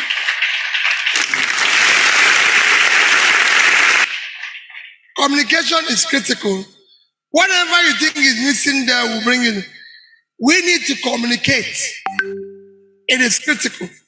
On the issue of gagging the press, go and say it. I practiced in Anambra State. I practiced as president, and I want it to be on note. I will never gag the press. There will be freedom of speech. There will be freedom of press. What you don't know, you learn. Nobody is perfect. If you make mistake, you apologize. It's like when people talk about agitation. Every single day, I come across people who agitate in my life. People agitate in my house. My wife, my children, they agitate. There's nothing, and I say, and every day I say sorry to them. If I'm wrong, I'm sorry. And that's it. Somebody asked me one day a question. Peter, why don't you always, whenever I see you and your wife, this and I say, listen, let me tell you. It's like you see people saying they're celebrating 10 years, 15 years, 30 years of happy married life. It's fake now, it's lie. Now you're celebrating years of surviving quarrel and disagreements. So everybody, so if you go around, no, I'm just telling you the truth. We all disagree. But not being able to do it is communication. I'm sorry, I didn't do it right. So there's nothing, why will you gag media? I will not do that. I can assure you. And then you said media people are poor. Tell me where rich people are, except people in government. No, tell me now. Farmers are rich. The farmers are. The farmers are. I think you're right. And blockchain people. But I can tell you, when you have 133 million people living in poverty, How many is remaining? It's a crisis situation. We need to get everybody pulled out of this poverty cycle. Because when you have that level of poverty, everybody is poor. When you have a country where people in government who are richer than those who are in manufacturing, in production, in everything, in agriculture, you have a problem. That's what we want to change. And you said, what is that people you want me to change about me? Or what people are thinking about me? Let me tell you, there's not much difference between our manifestos. I can tell you that. People say, don't say it. I say, there's not much difference. Everybody will tell you the same sweet thing. We're all promising heaven. What is important now is, who can we trust?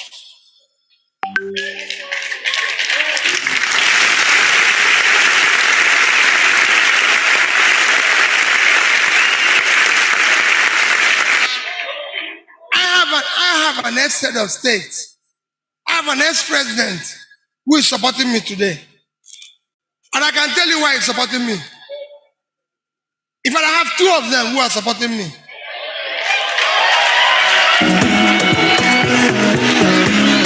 Record.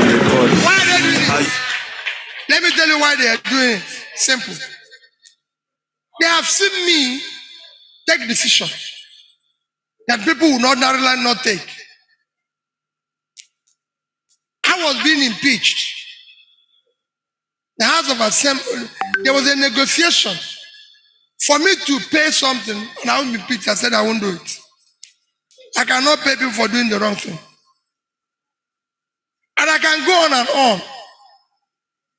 I operated virtually quarreling with all the elites who wanted government money. I operated quarreling with people where I said, we can't have office of first lady. Because nobody voted my wife. Two of us live in the house and we're very close. How can we going to have another person have parallel of vehicle running around creating confusion all over the place without anything? They even have advisors and everything. So it became a problem. I returned schools. Decision that shut down our schools, help hospitals. So for me, I can tell you one thing you can take that if there's anything good that will save Nigeria, I will stand with it. If I say I'm not going to be corrupt, yes. If somebody says he's going to fight corruption, let's go where the person passed through and know what was remaining, where he passed through. I can say it here, and I want everybody to tape it. No contractor, no supplier will ever say, in the 8 years I was governor, I him sat down and I say, put this amount for me. Go and bring one of them. Go and bring one of them who says so. I made people local government chairman. For 8 years I was in office. I helped people to win an election. Even gave them personal money. Go ask any politician whether I've given him money to run an election, to pay me back. Go ask any local government chairman in my 8 years of being governor whether they bought me a bottle of Fanta. When they come, I tell them one thing. Go and whatever. In fact, everybody knows in Anambra State, until today, I don't receive gift. Whatever you have, you give Peter Obi. There's somebody who needs it. Everything I need, God gave it to me.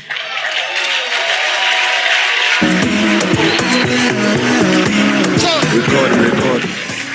what am I trying to say? If you say you're going to fight corruption, the day I left office, I wasn't owing salary, no pension, no gratuity. I was not owing any supplier. I wanted to put it on tape. No supplier who supplied goods to Anambra State. No contractor who have executed his job. I was not owing one. And on that day, 17th of March, please, 17th of March 2014, I left in Access Bank. Access Bank is, I left in Access Bank for Anambra State, $50 million over 10 billion. Left in Diamond Bank, $50 million over 10 billion naira. I left in Fidelity Bank, $50 million over 10 billion naira. These banks exist. They are listening to what I'm saying. Nobody asked me to keep that money. There was no law. I did it on my own. And I refused to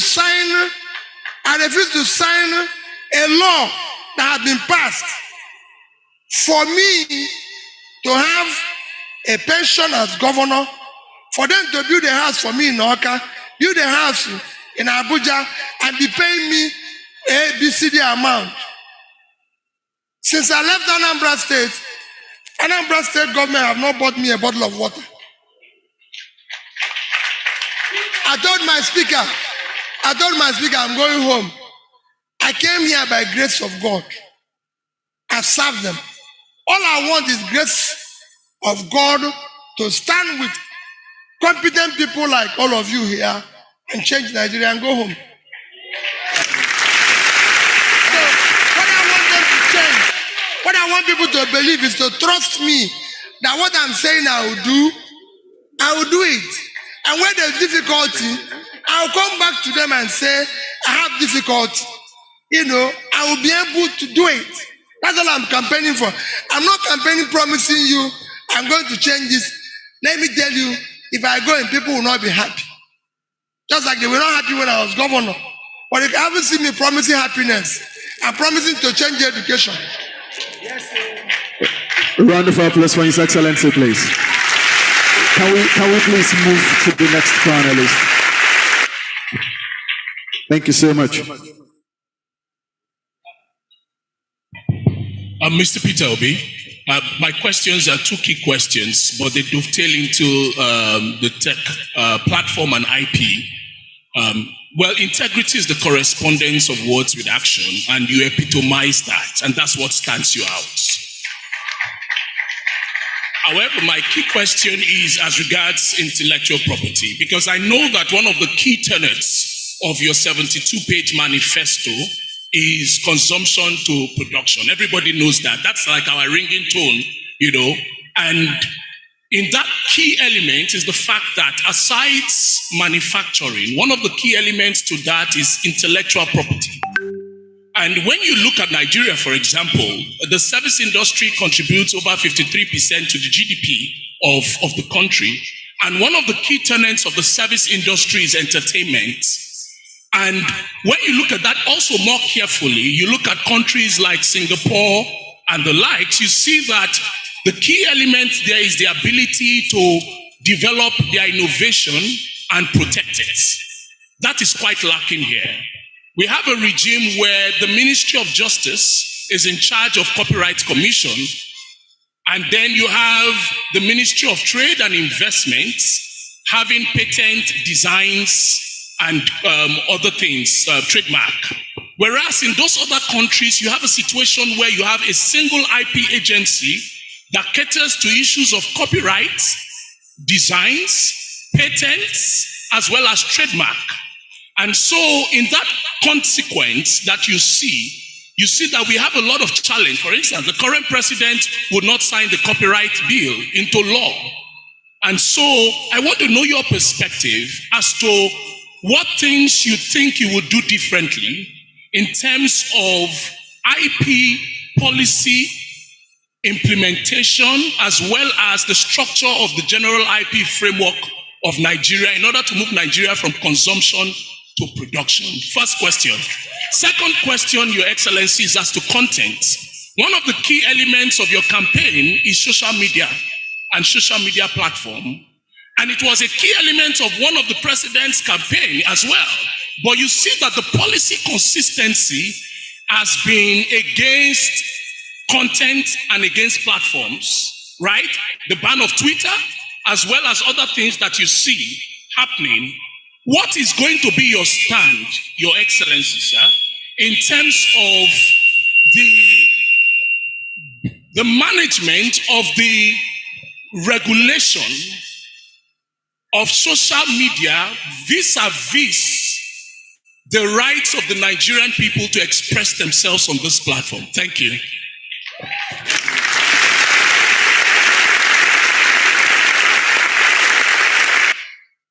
If you read our manifesto, the second, or if you look at the 7-point, what you can call 7-point agenda, the second agenda is rule of law. Rule of law and creating a regulatory environment that will allow businesses to trend. And this is very critical. In the developed world today, the greatest contributor to their GDP is rule of law. Law and order. Creating an environment that I know that what I'm doing, if there's anything I can seek redress through the law. In Nigeria, there's no such. And you cannot attract investment or capital if you don't fix that. We must, and these are some of the low-hanging fruits. But we don't have money, we have borrowed a lot of money, so we don't have money. These are things a government can decide to do that can attract investment. So I assure you that I will be committed to it. About this issue of regulation of, go and check what I did when they banned Twitter. Go and read my comments. Go and read anything. You can't stop that. It's all about freedom of expression, freedom of communication. The amount of money we lose when all those things were banned, we are far more than whatever they say. If they don't like your face, in fact, if you go into government and everybody like you, something is wrong. If everybody here says they all like Peter Obi, then there's something wrong. I can tell you, there's people who are listening to me here who say, listen, this stupid man, what is he wasting everybody's time for? That is the life. And they must be allowed to exist. When I became governor, everybody knew Anambra State is like a Christian state. And like I always tell people, so one day the traditionalists and native doctors said they want to have audience with me. And somebody said, why are you going to see these people? The idea is that I said, listen, I'm governor. I'm governor of everybody. I have to allow them and everything. And for me, you can't stop any means of communication, any means of expression. Just like I said here, nobody will lead if you can't listen. One of the most fundamental things I did as governor in fighting crime came from a madman.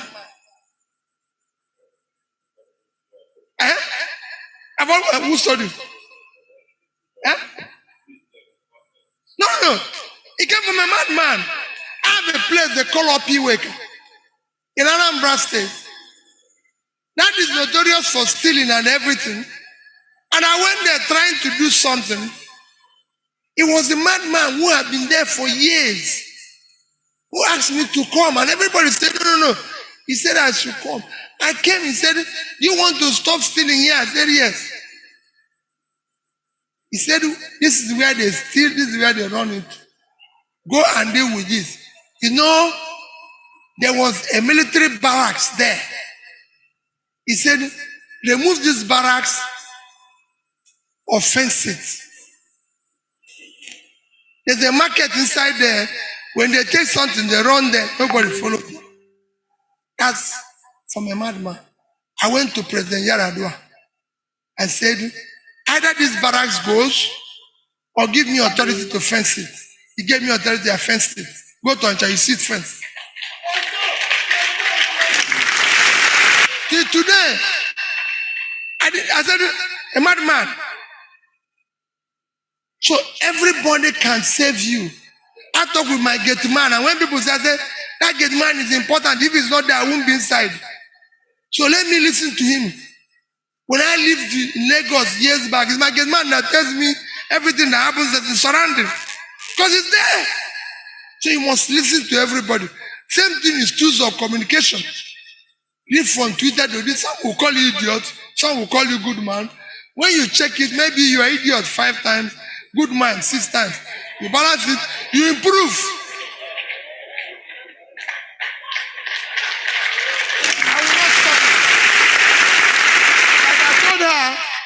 I will not gag press. I will not gag them by the time there. A father said it before. The more you can tell me, you have the courage to tell me the truth, the more you are around me. I don't want friends who praise me. Don't give me good news. Give me bad news. Because I can correct it. And then we can move. We want to change the society.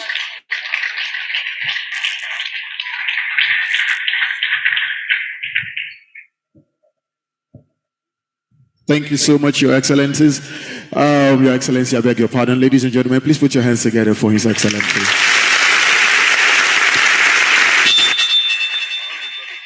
Okay. You please sit. Thank you so much. You've done enough. No, we need discipline. Yes, they're going to ask you questions, but please sit so that you can rest your feet. Thank you so much. Ladies and gentlemen, a round of applause for him, please. Thank you so much, sir. Thank you. You know, while we were growing up, there's this song we used to sing. You don't do.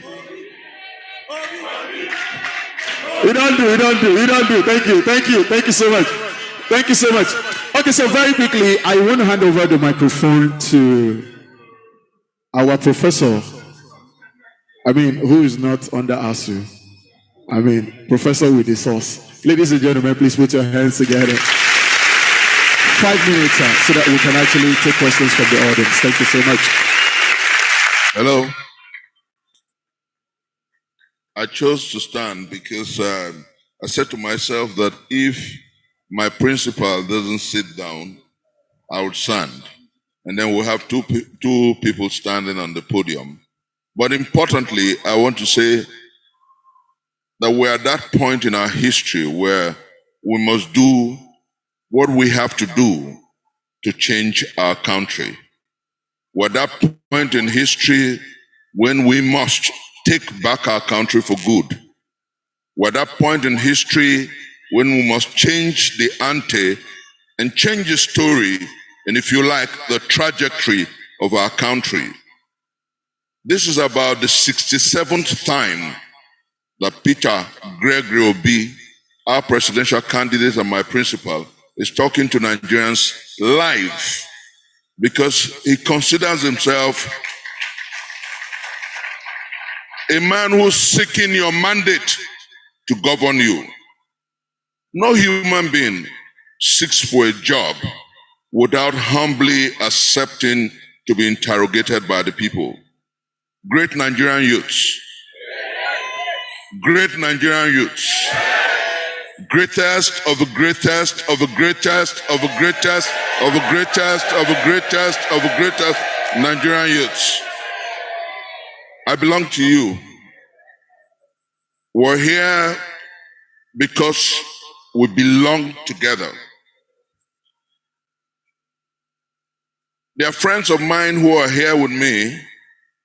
They are involved in the obedient movement, and they are not only vivacious, they are intellectually smart. Aisha Yusuf is there.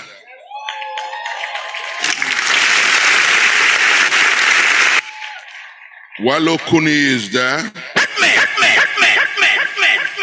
There's so many people who are passionate about this journey. And it's not because we are overwhelmed by the euphoria, but because we're concerned about the need fix our country for the better. It is because we're concerned about today and about tomorrow. Never have we had a candidate who's so concerned, passionate, who believes in our philosophy, who believes that things can work, who is committed to transforming our country like we have in Peter Obi. He will talk about just every issue, and humbly so. I'll give you a personal account. When the Twitter and the social media was awash with issues about, oh, your principal is always talking about statistics and figures.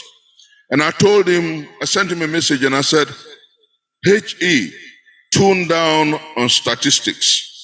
He called me on the phone and we spent about 15 minutes on the phone. I don't know whether you remember, you know. We spent about 15 minutes on the phone, and that is telling you about how committed to learning, to understanding the issues, and to connecting with you that he is. I want to challenge you. I'm not going to speak for long. I want to challenge you because I said to myself, what more question am I going to ask a learner? It was Mitt Romney who said when he was running for presidency, he said, leadership is about learning and showing the way. And we have a principal, a candidate who is committed to learning. You heard him here clearly. He said he will talk with you. He will learn from you. He will implement what is fundamental to taking our country out of a nadir to promise.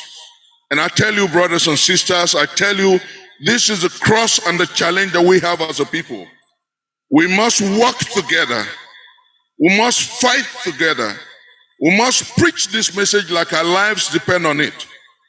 Because until now, we have had the worst species of political operators in this country. Men who steal resources they don't need in 10 lifetimes. Men who loot our collective patrimony. Men who have no conscience and no emotions. They steal and believe that they must continue to steal because you're able to assess, research, and attack the issues. But God in his providential free has brought us a candidate who's saying, let's go and verify. Find out whether you have to trust him or not. And I tell you, if there is any critical mind, if there are critical minds that our country has produced, I'm one of them. I will ask you questions, I don't fear you. Those who know me know that I don't fear nobody. So we're at that point in our history where we have a candidate that we can trust. So brothers and sisters, the challenge is to everyone here. If you don't have friends who are obedient, go make friends who are obedient. If you haven't spoken to anybody about the candidacy of Peter Obi, go speak to somebody today. If you have questions to ask, we have answers to just about every question because we're passionate, not because we're all-knowing. Because we're humble, we're not arrogant. Because we believe that together we can transform our country and make beautiful the greatest nation under heaven. My principal did say something about education here. Are you aware that this is the country with the most literate immigrant community in the United States of America? Are you aware? Are you aware that Nigerians in the United States of America are far more educated and literate than the Jews? Are you aware that they are far more literate and informed than the Indians in America? Are you aware that they're better informed than the Hispanics? Why is their country so bad? It's all about leadership. Are you aware that the most literate and literate community in the United Kingdom is the Mafido family, a Nigerian family? Right. Are you aware, brothers and sisters, that the father of modern technology, the father of the internet, is Gabriel Oyibo? That's father of modern mathematics from Kogi State in Nigeria. Are you aware that the man who developed the supercomputer is from Anambra State, his home state, Philip Emeagwali? Yes, sir. Are you aware that Nigerians are created exceptional? And why are we where we are? Why are things so bad? It's all about leadership. So the time to revolutionize leadership is now. And that's why we're presenting to Nigerians a candidate, an individual who humbly understands that no one knows it all, who humbly believes that together with us, we can fix our country and take back our country for good. So when we talk about Peter Obi, we're not talking about somebody from Mars. We're telling you about a candidate who cares, who believes in you, who loves Nigeria, and who believes that together we can make this country great again. I won't take your time, but I'll tell you, like the Jehovah's Witnesses will do, go from house to house.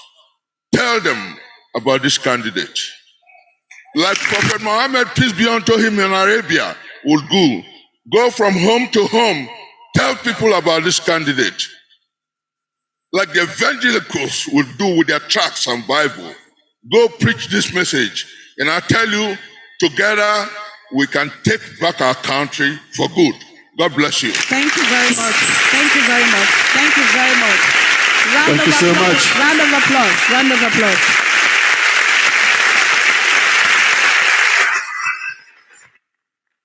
I just have this to say, Mr. Peter Obi. Some people might be wondering why Chinasa is persistent in holding this dialogue. And that's why we came up with the word, the youth dialogue. I'm not doing this for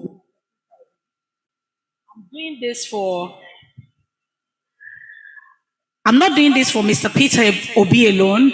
I'm doing this for those lives that was lost at the NSAS.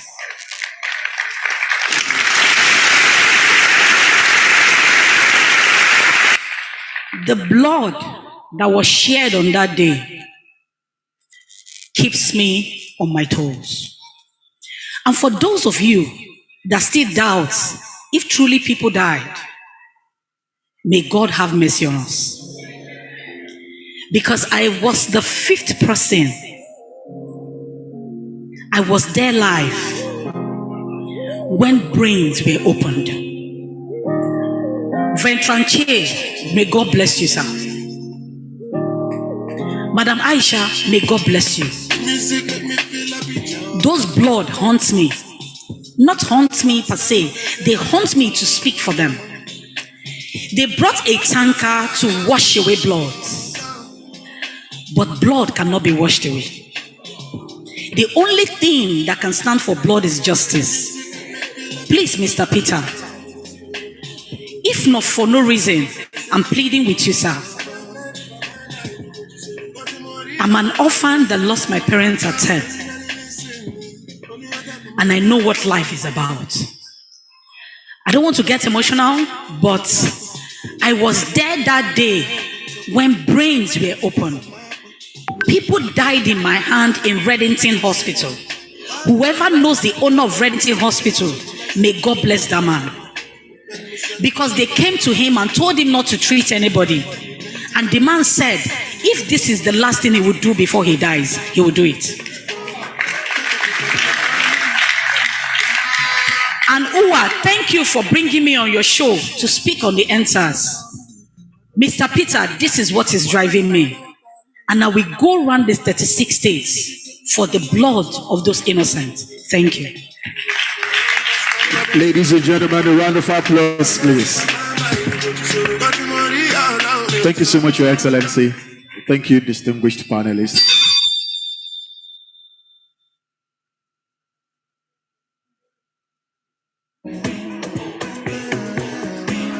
Record.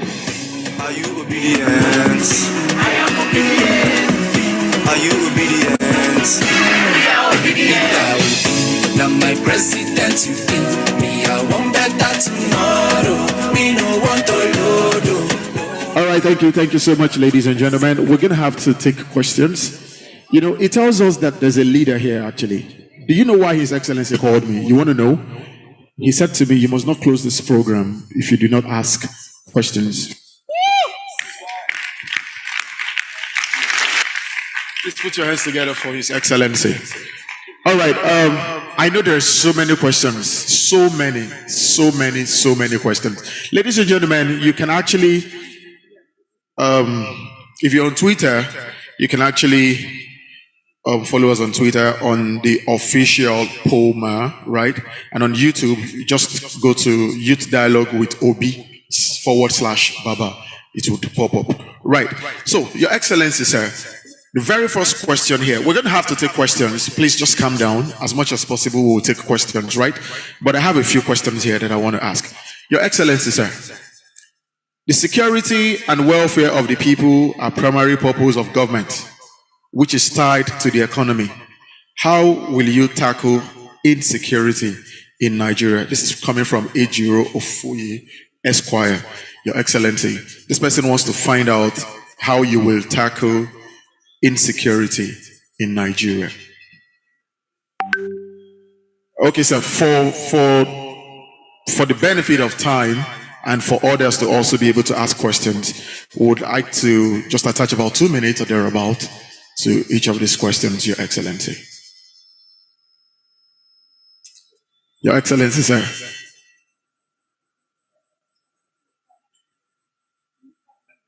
Okay, you want me to take? Okay.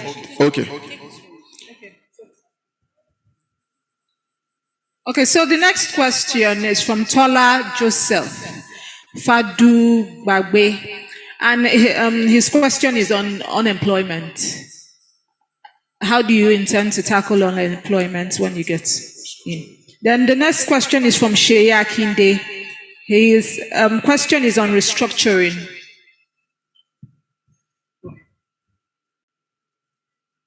Okay, so Your Excellency, what did you say, sir? Okay. So the first question is insecurity, the second one is unemployment, and the third one is restructuring, Your Excellency.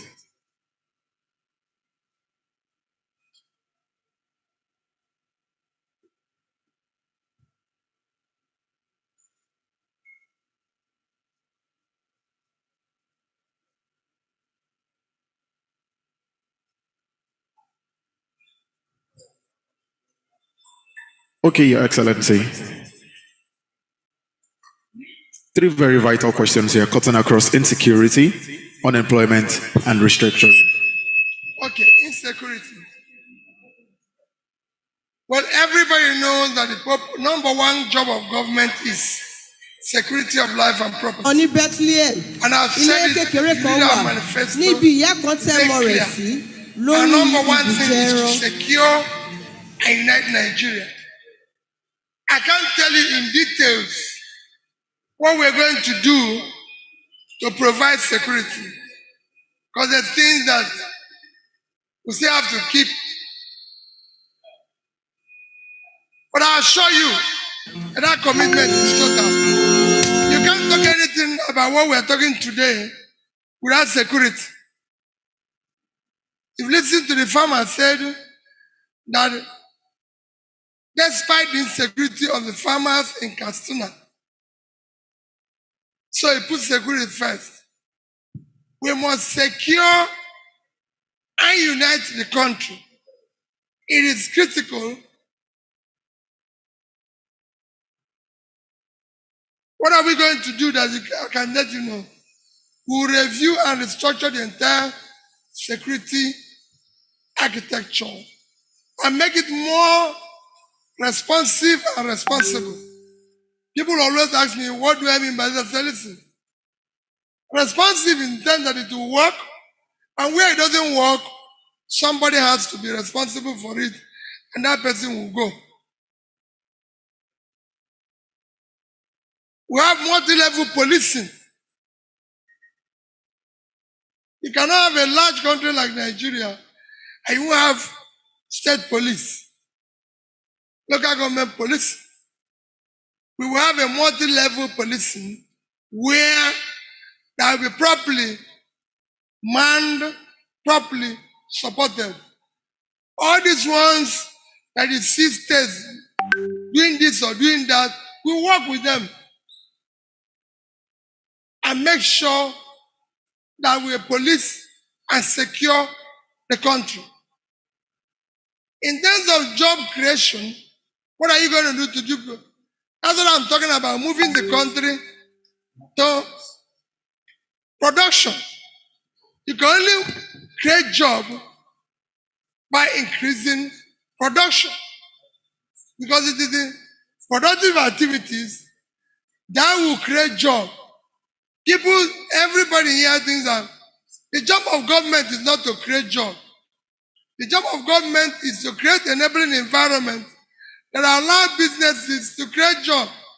We have MSMEs, micro, small businesses that are not supported. We have to have financial, real monetary and physical policies to support them. That we will do. It brings me, like I said, that today we are clamoring about rate of our export. I just shown you an example of what will happen if Niger State is doing the right thing. Same thing goes to other states.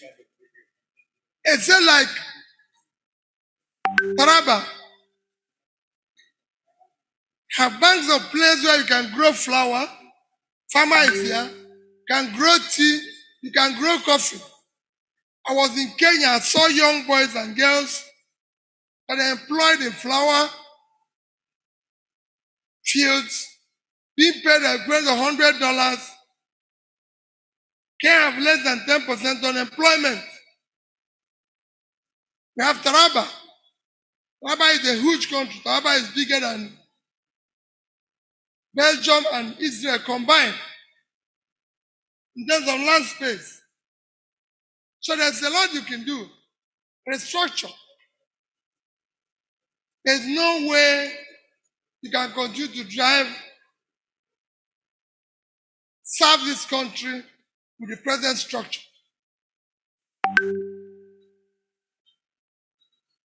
You need to restructure it and make it more competitive. That's how nations are built everywhere. There's nothing wrong. The reason why people are fearing restructuring today is because we are in a consumption where we are sharing. People who have today the biggest or the most important physical asset of Nigeria after human infrastructure, which is talking about education. The biggest assets we have in terms of physical is the vast uncultivated land in the north. That can give us more oil, more money, for more than oil.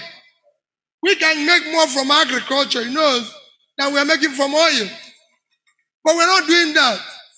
I just told you that a tiny country like Netherlands was able to export agricultural goods of $120 billion. Our entire export last year is 18.9 trillion naira, which if you convert it with 650 naira, is not up to $30 billion.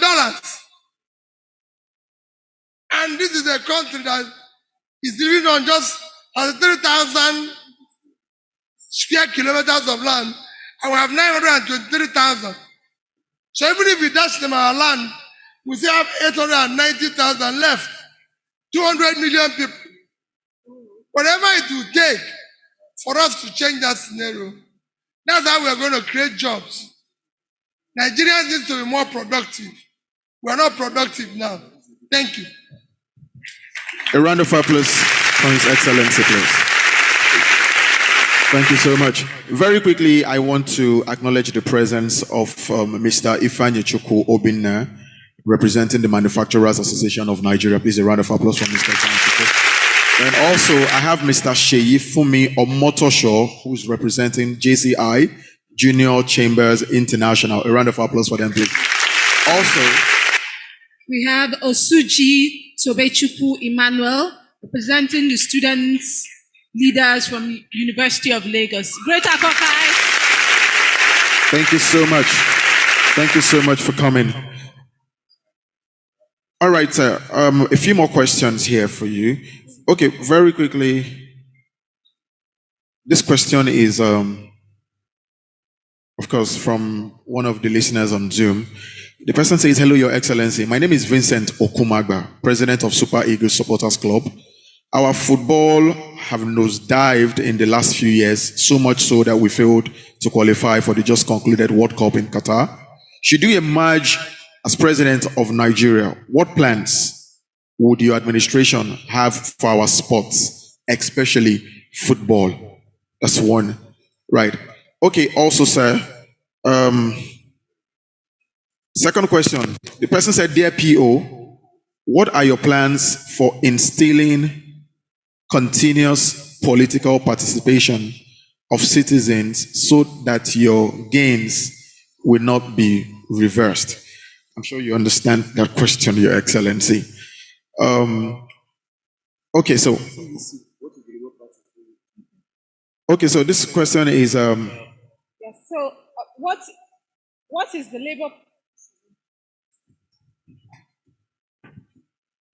Labour Party doing to ensure that everyone picks up their PVC?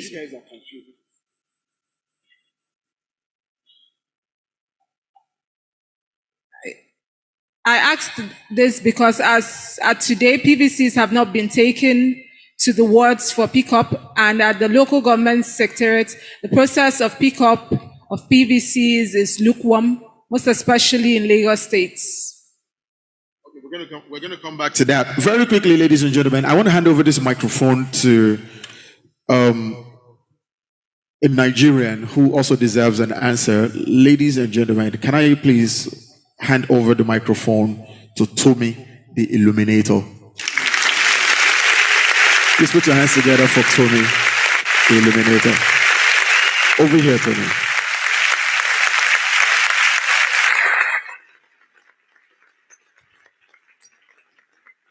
All right. My principal, my incoming president, good afternoon, sir. I shouldn't be the only one speaking for persons with disabilities, but we just have to select one person. I will be a little bit critic. Before I go ahead and ask our questions, I have a list here. Look at since when we are here, nobody recognized us as persons with disabilities. That is totally wrong. Now, this is just an example, and that's where our questions are coming from. We are to be seen as first-class citizens. It happens in senior clients. And this is a correction to everybody. And this passes across all sectors. Sir, in your government, sir, are there going to be desks for persons with disabilities?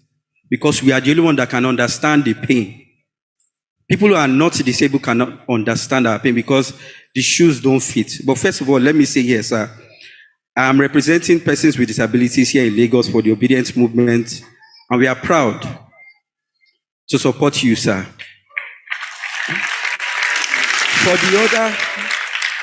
For the other candidates, the vision is not clear. You don't have to be cited before you see that. We can see that in our principle. My questions is going to be based on a person who was not disabled to a person who became disabled at 27 as a result of the insecurity in the country, sir. I was robbed 3 years ago. I was shot in the face, and that's how I became a visually impaired person. And that's where the shoes fit.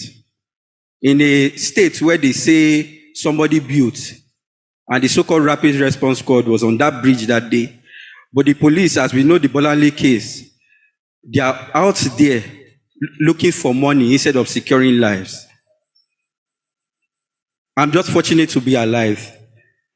I'm so passionate about what I do for persons with disabilities because the shoes fit.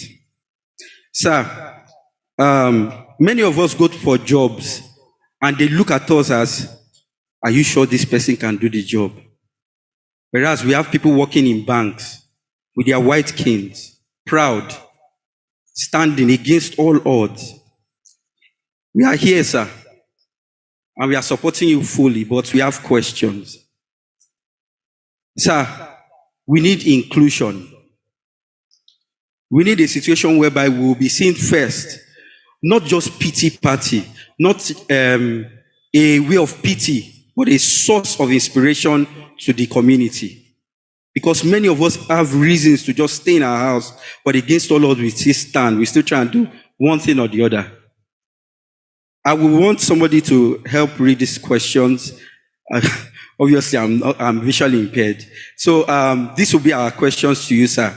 These are based on our experiences. Even as students, we need more inclusion in education. Many of us have fallen inside gutter. I know it's funny.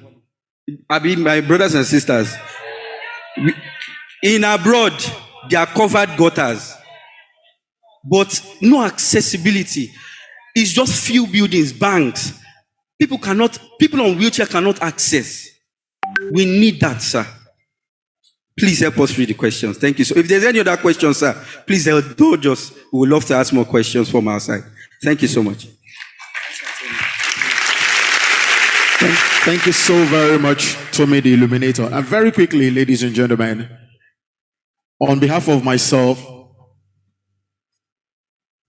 and the entirety of this team, I'm sure His Excellency would also apologize, but on my end, and from the end of the organizers of this program, I want to humbly ask that you forgive my negligence and be rest assured that His Excellency will treat you all as first-class citizens. Your Excellency, sir, he has some questions, so I'll just quickly read them, sir. First question, he said, what are your plans for social welfare for persons with disability? Second question, what are your plans for job creation for people with disabilities? The third is, what are your plans for creating inclusion and accessibility for students who are disabled in the educational sector? What are your plans for creating inclusion and accessibility in the environment for persons with disability? Go ahead, sir. Let me join you in apologizing, because I need to come down and apologize properly.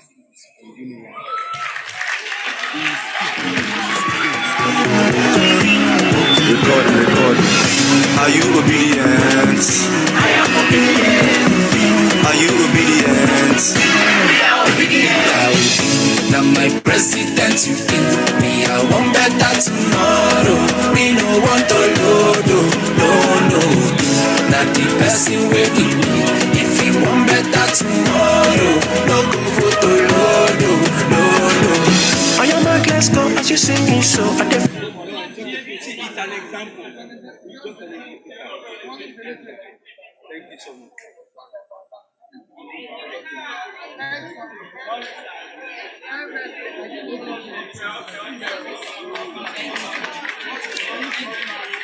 A round of applause for His Excellency, please.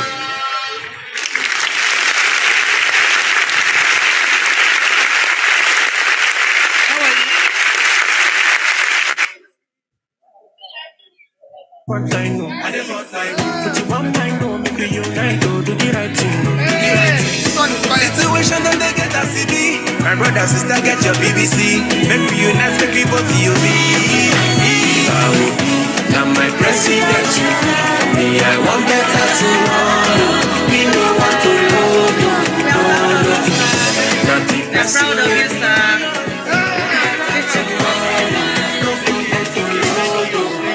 If you don't want to be, it means say you don't want to be. Me, I'm going to now you we want to. We want to. Now you we want.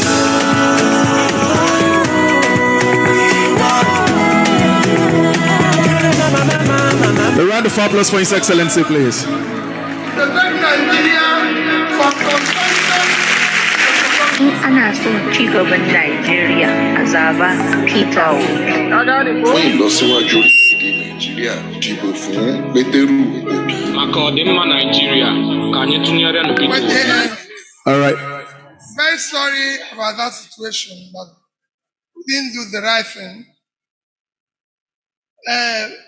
For me, the question is very simple. Any society that must work must care for every citizen. They were not, I didn't know they were here when I talked about the issue of my experience with people who are tribalists, traditionalists, and people who don't have any church, they are attending and all that, and the local medicine and native doctors. They were not here. Society cares for everybody. And you can go to Anambra State and see what I do with people with disability. It is important. You cannot look down on anybody unless you want to lift the person up. And I maintain it. We will care for those who are disabled. We will care with people with disability, and we'll make sure, if you go to Osobo today and see what I'm doing with one of those institutions, you will know. I spend time with them, spend everything with them, and I believe in it. It's like I said, when I spent Christmas with people in IDP, I told them, as long as you're in IDP, Nigeria is in IDP. Because you're Nigerians, you should be in your house. If you're not in your house, then Nigeria is. So what you're going through is what Nigeria is going through. Look at what Shinata said here. What brought her to this? I didn't know this background. She never told me anything about issue of NSAS. She just said to me, I want you to come and dialogue with youth. You know, and my sister, thank you. I'm joining her and thanking you for helping. A society must care. People, you must listen to people all from everywhere. People with disability, those who don't agree with you. That is the purpose of governance. If people disagree with you, you listen to them, you dialogue, and then you'll be able to lead by consensus. I said it when NSAS was on. I said, government can meet these people. It's not a rocket science. If you meet them, same thing with us, same thing with anybody. It's a question of sitting down and you discuss with them. I would ask you strike when I was governor. And we sat down after 1 month and we agreed. If you go, Anambra University was one of those that was not on strike in the last strike. And the student union president then said, the reason why they are not on strike is because of what Peter Obi did when he was in office. You must sit down and discuss with them. We will invite even those with a disability and be able to agree with them. You are a part of the society. We must show you empathy. We must show you love.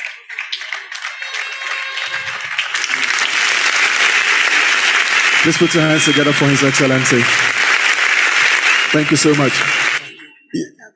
Okay, so Your Excellency, this is Dara Simi, and reports getting to me. Dara, please come. Okay, you want to go and meet His Excellency? Please go ahead. Please put your hands together for Dara Simi. Your Excellency, Dara Simi is 10 years old, and she has a question for you. Good evening, everyone. Good evening. My name is Dara Simi Nagi. If elected as the president of Nigeria, what would you do to save the young, poor, and dying children of Nigeria in Nigeria and South Africa? Well, I'll send down my granddaughter. My dear daughter, let me tell you. The purpose of government is to care for the people. And the first line of care of the people is the poor people. So government is actually meant to protect the less privileged in the society. They are the first people we need to care. And I assure you, I'll care for them. They are the purpose why we should stop stealing government money. Because we need that money to be able to help them. Because God has given us the grace to protect their interests. And I assure you, my commitment will be total. And I hope you're taping this, or somebody's taping it for you. I'm sure somebody's taping it for you. So if he's taping it without standing, you'll be able to ask me this question. Maybe 4 years, 5 years in the future. Ask you this question. What did you do? And I'll show you what I did to save it. A round of applause for His Excellency. Please put your hands together for Darasimi as well. Let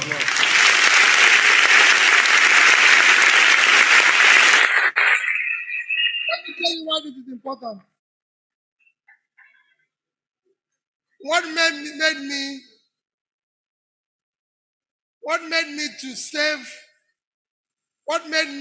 I always say that one of the most tragedy of Nigeria is sacrifice. So you are governor, everywhere you go, 100%, 120%, people are telling you you're doing well. Even when you know obviously you're not doing well. And I always cite 2 places. One of them is what happened with this young girl now. I went to a secondary school and promised them I'm going to fix their roof. I was there in October. And in January, I went to the top of that local government. And I have not fixed the roof.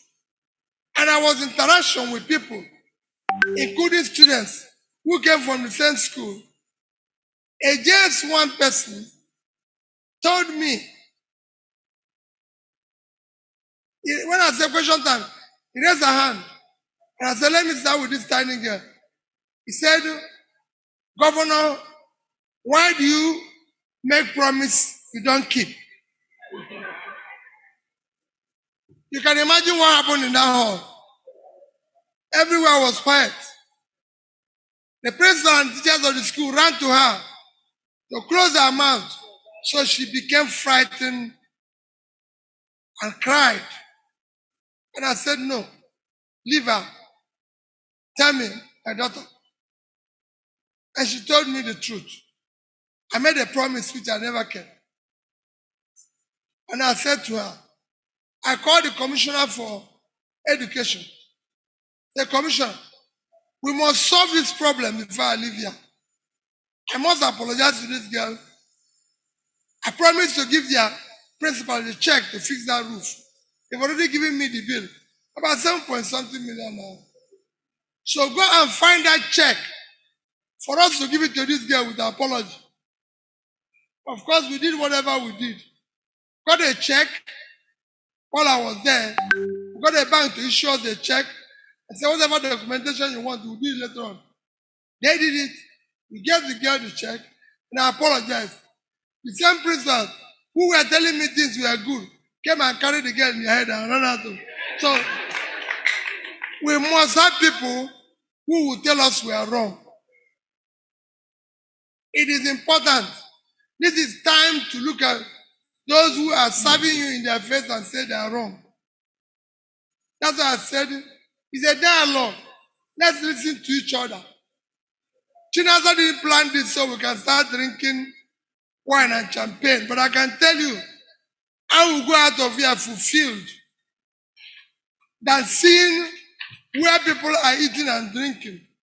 It shows that the youth of Nigeria are now thinking about their own country. Not about going to dance, not about going to eat, but what can we do to save this country? And I urge you, be on this route. We will get it right. Thank you so much, Your Excellency. Lastly, we have a question from Saint Chukwemeka from the University of Lagos. Greater Cockeyes. Good day, sir. Thank you for the privilege. So I want to go straight to the question. Being a first-class student of the University of Lagos, I've observed that majority of the students have lost the zeal of learning. In the sense that majority of us just want to pass and get out of the institution. There's no zeal, there's no more communication. Now the whole Nigeria education system now has been seen to be a joke. Because now most students, we don't even really need to do too much before we pass. Now I'm not even talking about the professors are passing us freely or anything. But now we're doing what we call the la cram a la pause system. Whereby you just cram to pass. There's no sense of professionalism anymore. What are you going to do to imbibe back that professionalism into Nigeria? That's one. And second, how can we checkmate you? In the sense that if we do wrong as a citizen of Nigeria, definitely the police is going to come after you. That's a checkmate. How can we checkmate our government? How can we checkmate you? That all these promises, as you said, all the campaign manifestos are similar. But it's who can we trust? Even if some people don't trust you, but if we can have a checkmate in place to watch over your activities, how can we do that? Thank you, sir. Thank you. Well, let me tell you, an issue of checkmate, the very simple thing. That comes where he's talking. That's why you have social media today. Very powerful. Why do you think people are afraid of? Why do they want to regulate social media? Why do they want to regulate social media? Because if you don't, people go there. Like I said, I tweet. Other people do it. People call me names there. And if you actually want to serve, you have conscience. I, Peter, read where people criticize me. And I want to know why. Prof told you. We never met when I called him. He wrote something why I should stop quoting figures. That people are saying that the figures I quote are wrong or right. And I told him, I said, Prof, those who want me to stop it are those who don't know how to use figures.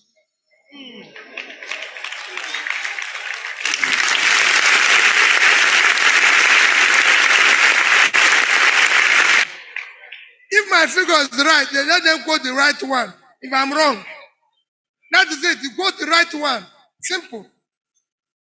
Everything I've said here now, whether it's wrong, Netherlands or Niger State, if it's wrong, somebody tomorrow will say, Niger State is not 73 points, it is 50. Go and correct it. If I say Taraba is bigger than Belgium and Israel combined, it's simple. Taraba is 54.4 thousand. Belgium is 30.9. Israel is 22.1. If you brought your then 53, this one is 54. If it's wrong, you say it's wrong. That's what today is all about. But don't come and say I'm wrong without alternative. No. It's as simple as ABC. Do not be afraid to be corrected. When Chinua Achebe was alive, I went to Brown University as a keynote speaker in Chinua Achebe's colloquium in Brown University in America as governor. In my first year, Chinua Achebe took us on a course called English 101. We all, it's either you fail or those of us who got good mark got the last grade. So I was one of those who picked courage to go to his office and say, Prof, how can all of us just get D or this thing, in this thing, of all these things? He told me to my face, he said, let me tell you, my son, I just wanted to pass few of you. What people were speaking was Igbo. I didn't see any English there. We just came from secondary school. We just came from secondary school with a few signs of English. What happened? We went back to learn. There's nothing wrong in learning. I've given him my phone number because I want him to teach me about that thing. He said, I'm going to go to his farm. I must go and learn. So I want to listen to students. I've said it before. If I'm president of Nigeria, there's no way in a year I will not visit minimum 10 universities. A round of applause for His Excellency. And them put it in right that this man said so. I visited every secondary school in Anambra State, 500 of them, and half of the primary school. Every senior prefect had my phone number of governor. There's nothing wrong in it. Of course, somebody gets up in the morning and says, this Peter Obi is not telling the truth. Is this. People went to verify my shoe. Didn't you see it? We have bought it in London. Because somebody said, oh, and when somebody went there, he should be able, there's nothing wrong in it. There's nothing wrong in it. Simple. People do it and you say, this is why I wear this. This is why I wear this. I'm not against that. I told the person when he called me, I said, let me tell you, I'm not a poor man. I never said I'm poor. Otherwise, I chaired banks. I've been chairman, vice chairman of at least 3 banks. And it's by my investment, I'm not poor.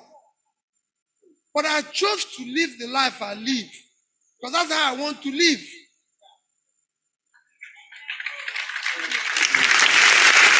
Thank you so much. I need to help other people who don't have. So don't go and say, oh, you saw me. Somebody had met me in a plane. I'm traveling in a different class with my wife. And I said, yes.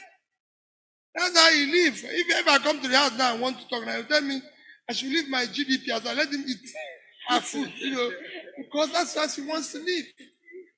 So you don't impose yourself on other people. Live your life, but conduct your affairs in a manner that there's nothing wrong in communication. You will have access to me. You have it because that's what it is all about. You see how I handle some of these things. China has a complaint today. He has not finished. If I have opportunity, we will. There's nothing wrong in saying I'm wrong. Apologizing, showing empathy. I've done it all my life. All my life I've gone to where there's trouble. As governor of my state, Anambra State, I went to Jonathan as president and told him I'm going to hate. Nala said to me, why? I said, they have earthquake. I said, I've gone everywhere there's problem in the world. And I've withdrawn my son. We're going to hate. That's how I knew that Nigerian police exchanges program with Haiti. I was in the camp and I met a policeman. And he said, I resemble a governor from Nigeria. I said, I am. The man screamed. And in fact, I was to stay 2 weeks. Because of what he did, I stayed only 1 week with my son. Because everybody now knew who I was. Because nobody knew other in the camp where we were busy helping people. But when he did that, he exposed me. I decided to leave it. Otherwise, I've been to everywhere there's problem. Leadership must show empathy. Leadership must care. And caring is listening to students. Thank you so much, Your Excellency. Ladies and gentlemen, I'd like you to please put your hands together for His Excellency. And in that same energy, distinguished guest of the panel, can we please rise for group photograph? Thank you so much. Okay. Ladies and gentlemen, it is my honor to introduce to you Pastor Itwa Igodalo.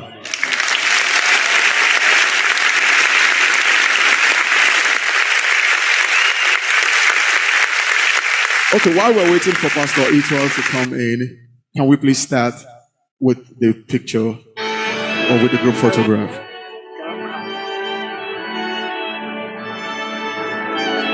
Peter Obi is our driver.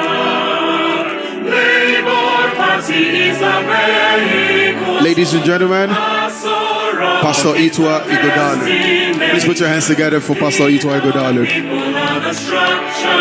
Please put your hands together for Pastor Itwa Igodalu.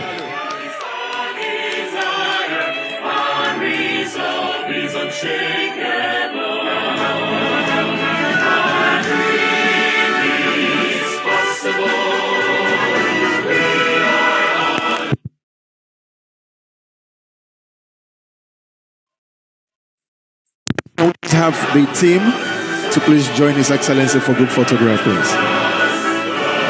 The team, the entire team, can you please come? Obedience is possible. Obedience is possible.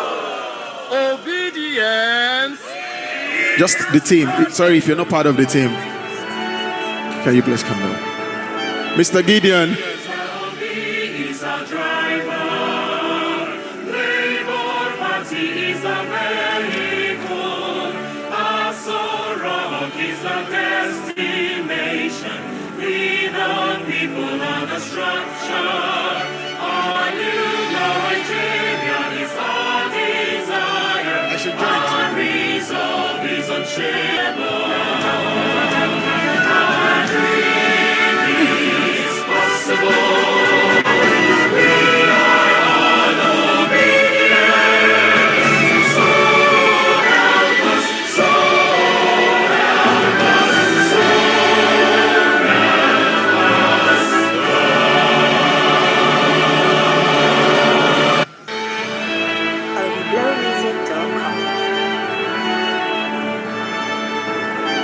All right, ladies and gentlemen, very quickly, I want to make this announcement. His Excellency will be taking a bit of photograph outside. There's a photo wall outside, just so that we can decongest the hall, right? So His Excellency is going to be taking pictures outside. So please, you can actually take a walk to the photo wall. Your Excellency, sir, so that my village people knows that I know the incoming president. Peter Obi is our driver. Is a vehicle, Rock is the destination. All right, ladies and gentlemen, can we please walk out so we could take pictures outside? There's a photo wall outside.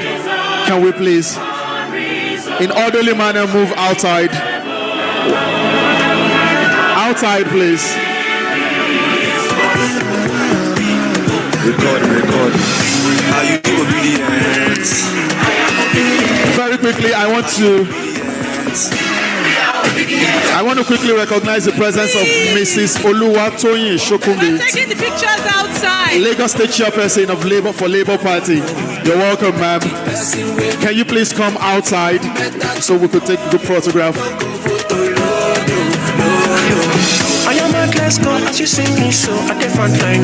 At the front line. Put one mind on, make we unite, do the right thing. Do the right thing. Situation that they get a CD. My brother, sister, get your BBC. Make we unite, make people feel me. Now my president with me, I want better tomorrow. Me no want to no. Not the person will be me, no. I want better tomorrow.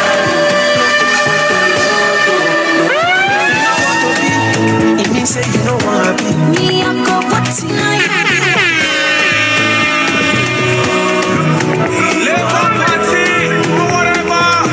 All right, ladies and gentlemen, in an orderly manner, can we please come? Can we please move over to the photo wall area?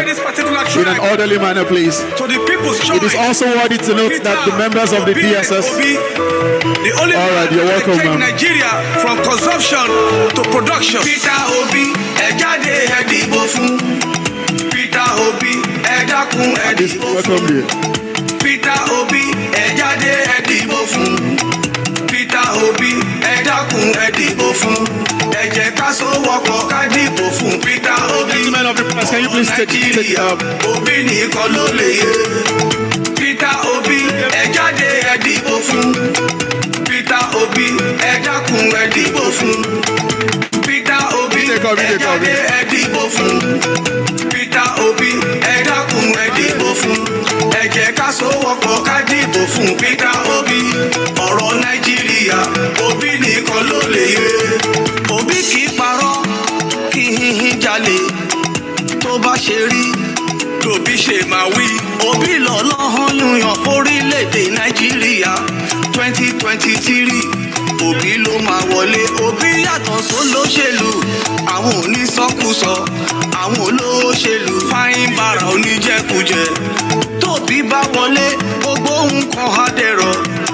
Iṣu àdínwó, gàrí àdínwó, ìrẹsì apọ́lọ́jà. Iṣẹ́ ẹ máa wà, ẹlẹ́tírísítì kò ní ìṣẹ́jú. Ilé ìwé ọ̀fẹ́ fáwọn ọmọ kékeré. Arúgbó pátá Obi àtọ́jú. Ẹ jẹ́ ká sowọ́pọ̀ ká dìbò fún Peter Obi. Ọ̀rọ̀ Nàìjíríà Obi nìkan ló lè yé. Peter Obi ẹ jáde ẹ dìbò fún.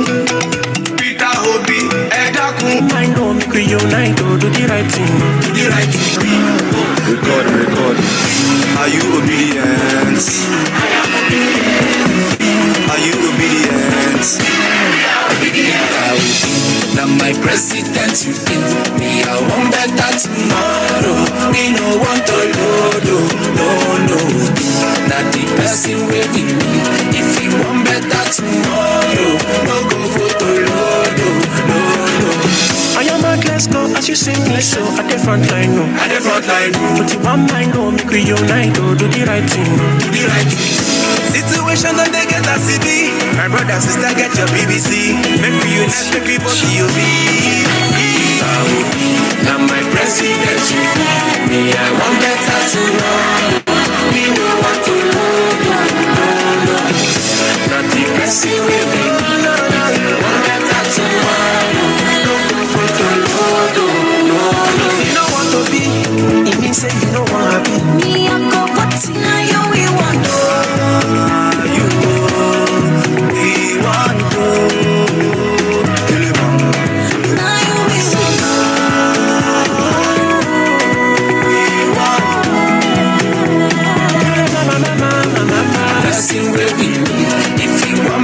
Tomorrow, no go for the load, no. I am at let's go as you see me so at the front line, no. At the front line. But you want mine, no, make we unite to do the right thing. Do the right thing. Situation don't they get a CD. My brother, sister, get your BBC. Make we unite, make people see you be. Now my president, you me, I want better tomorrow. Me no want to load, no. Not the person will be. Want better tomorrow. No go to.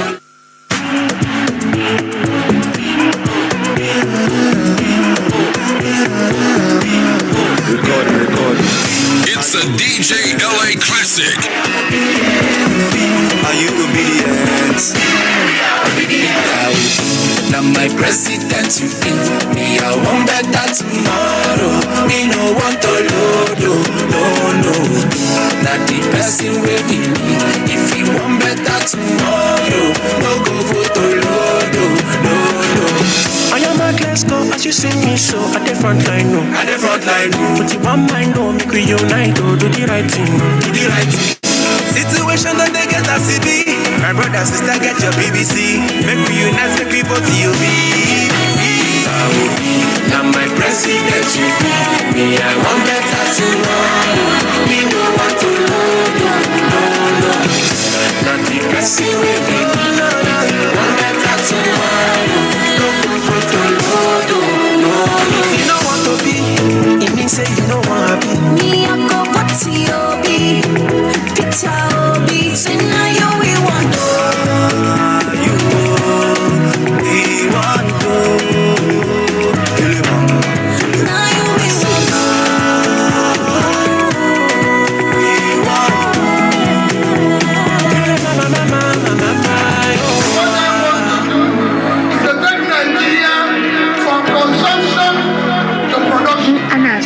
gaban Nigeria a zaba Peter Obi. Fún ìlọsíwájú orílẹ̀-èdè Nàìjíríà, dìbò fún Pétérù Obi. Peter Obi is our driver.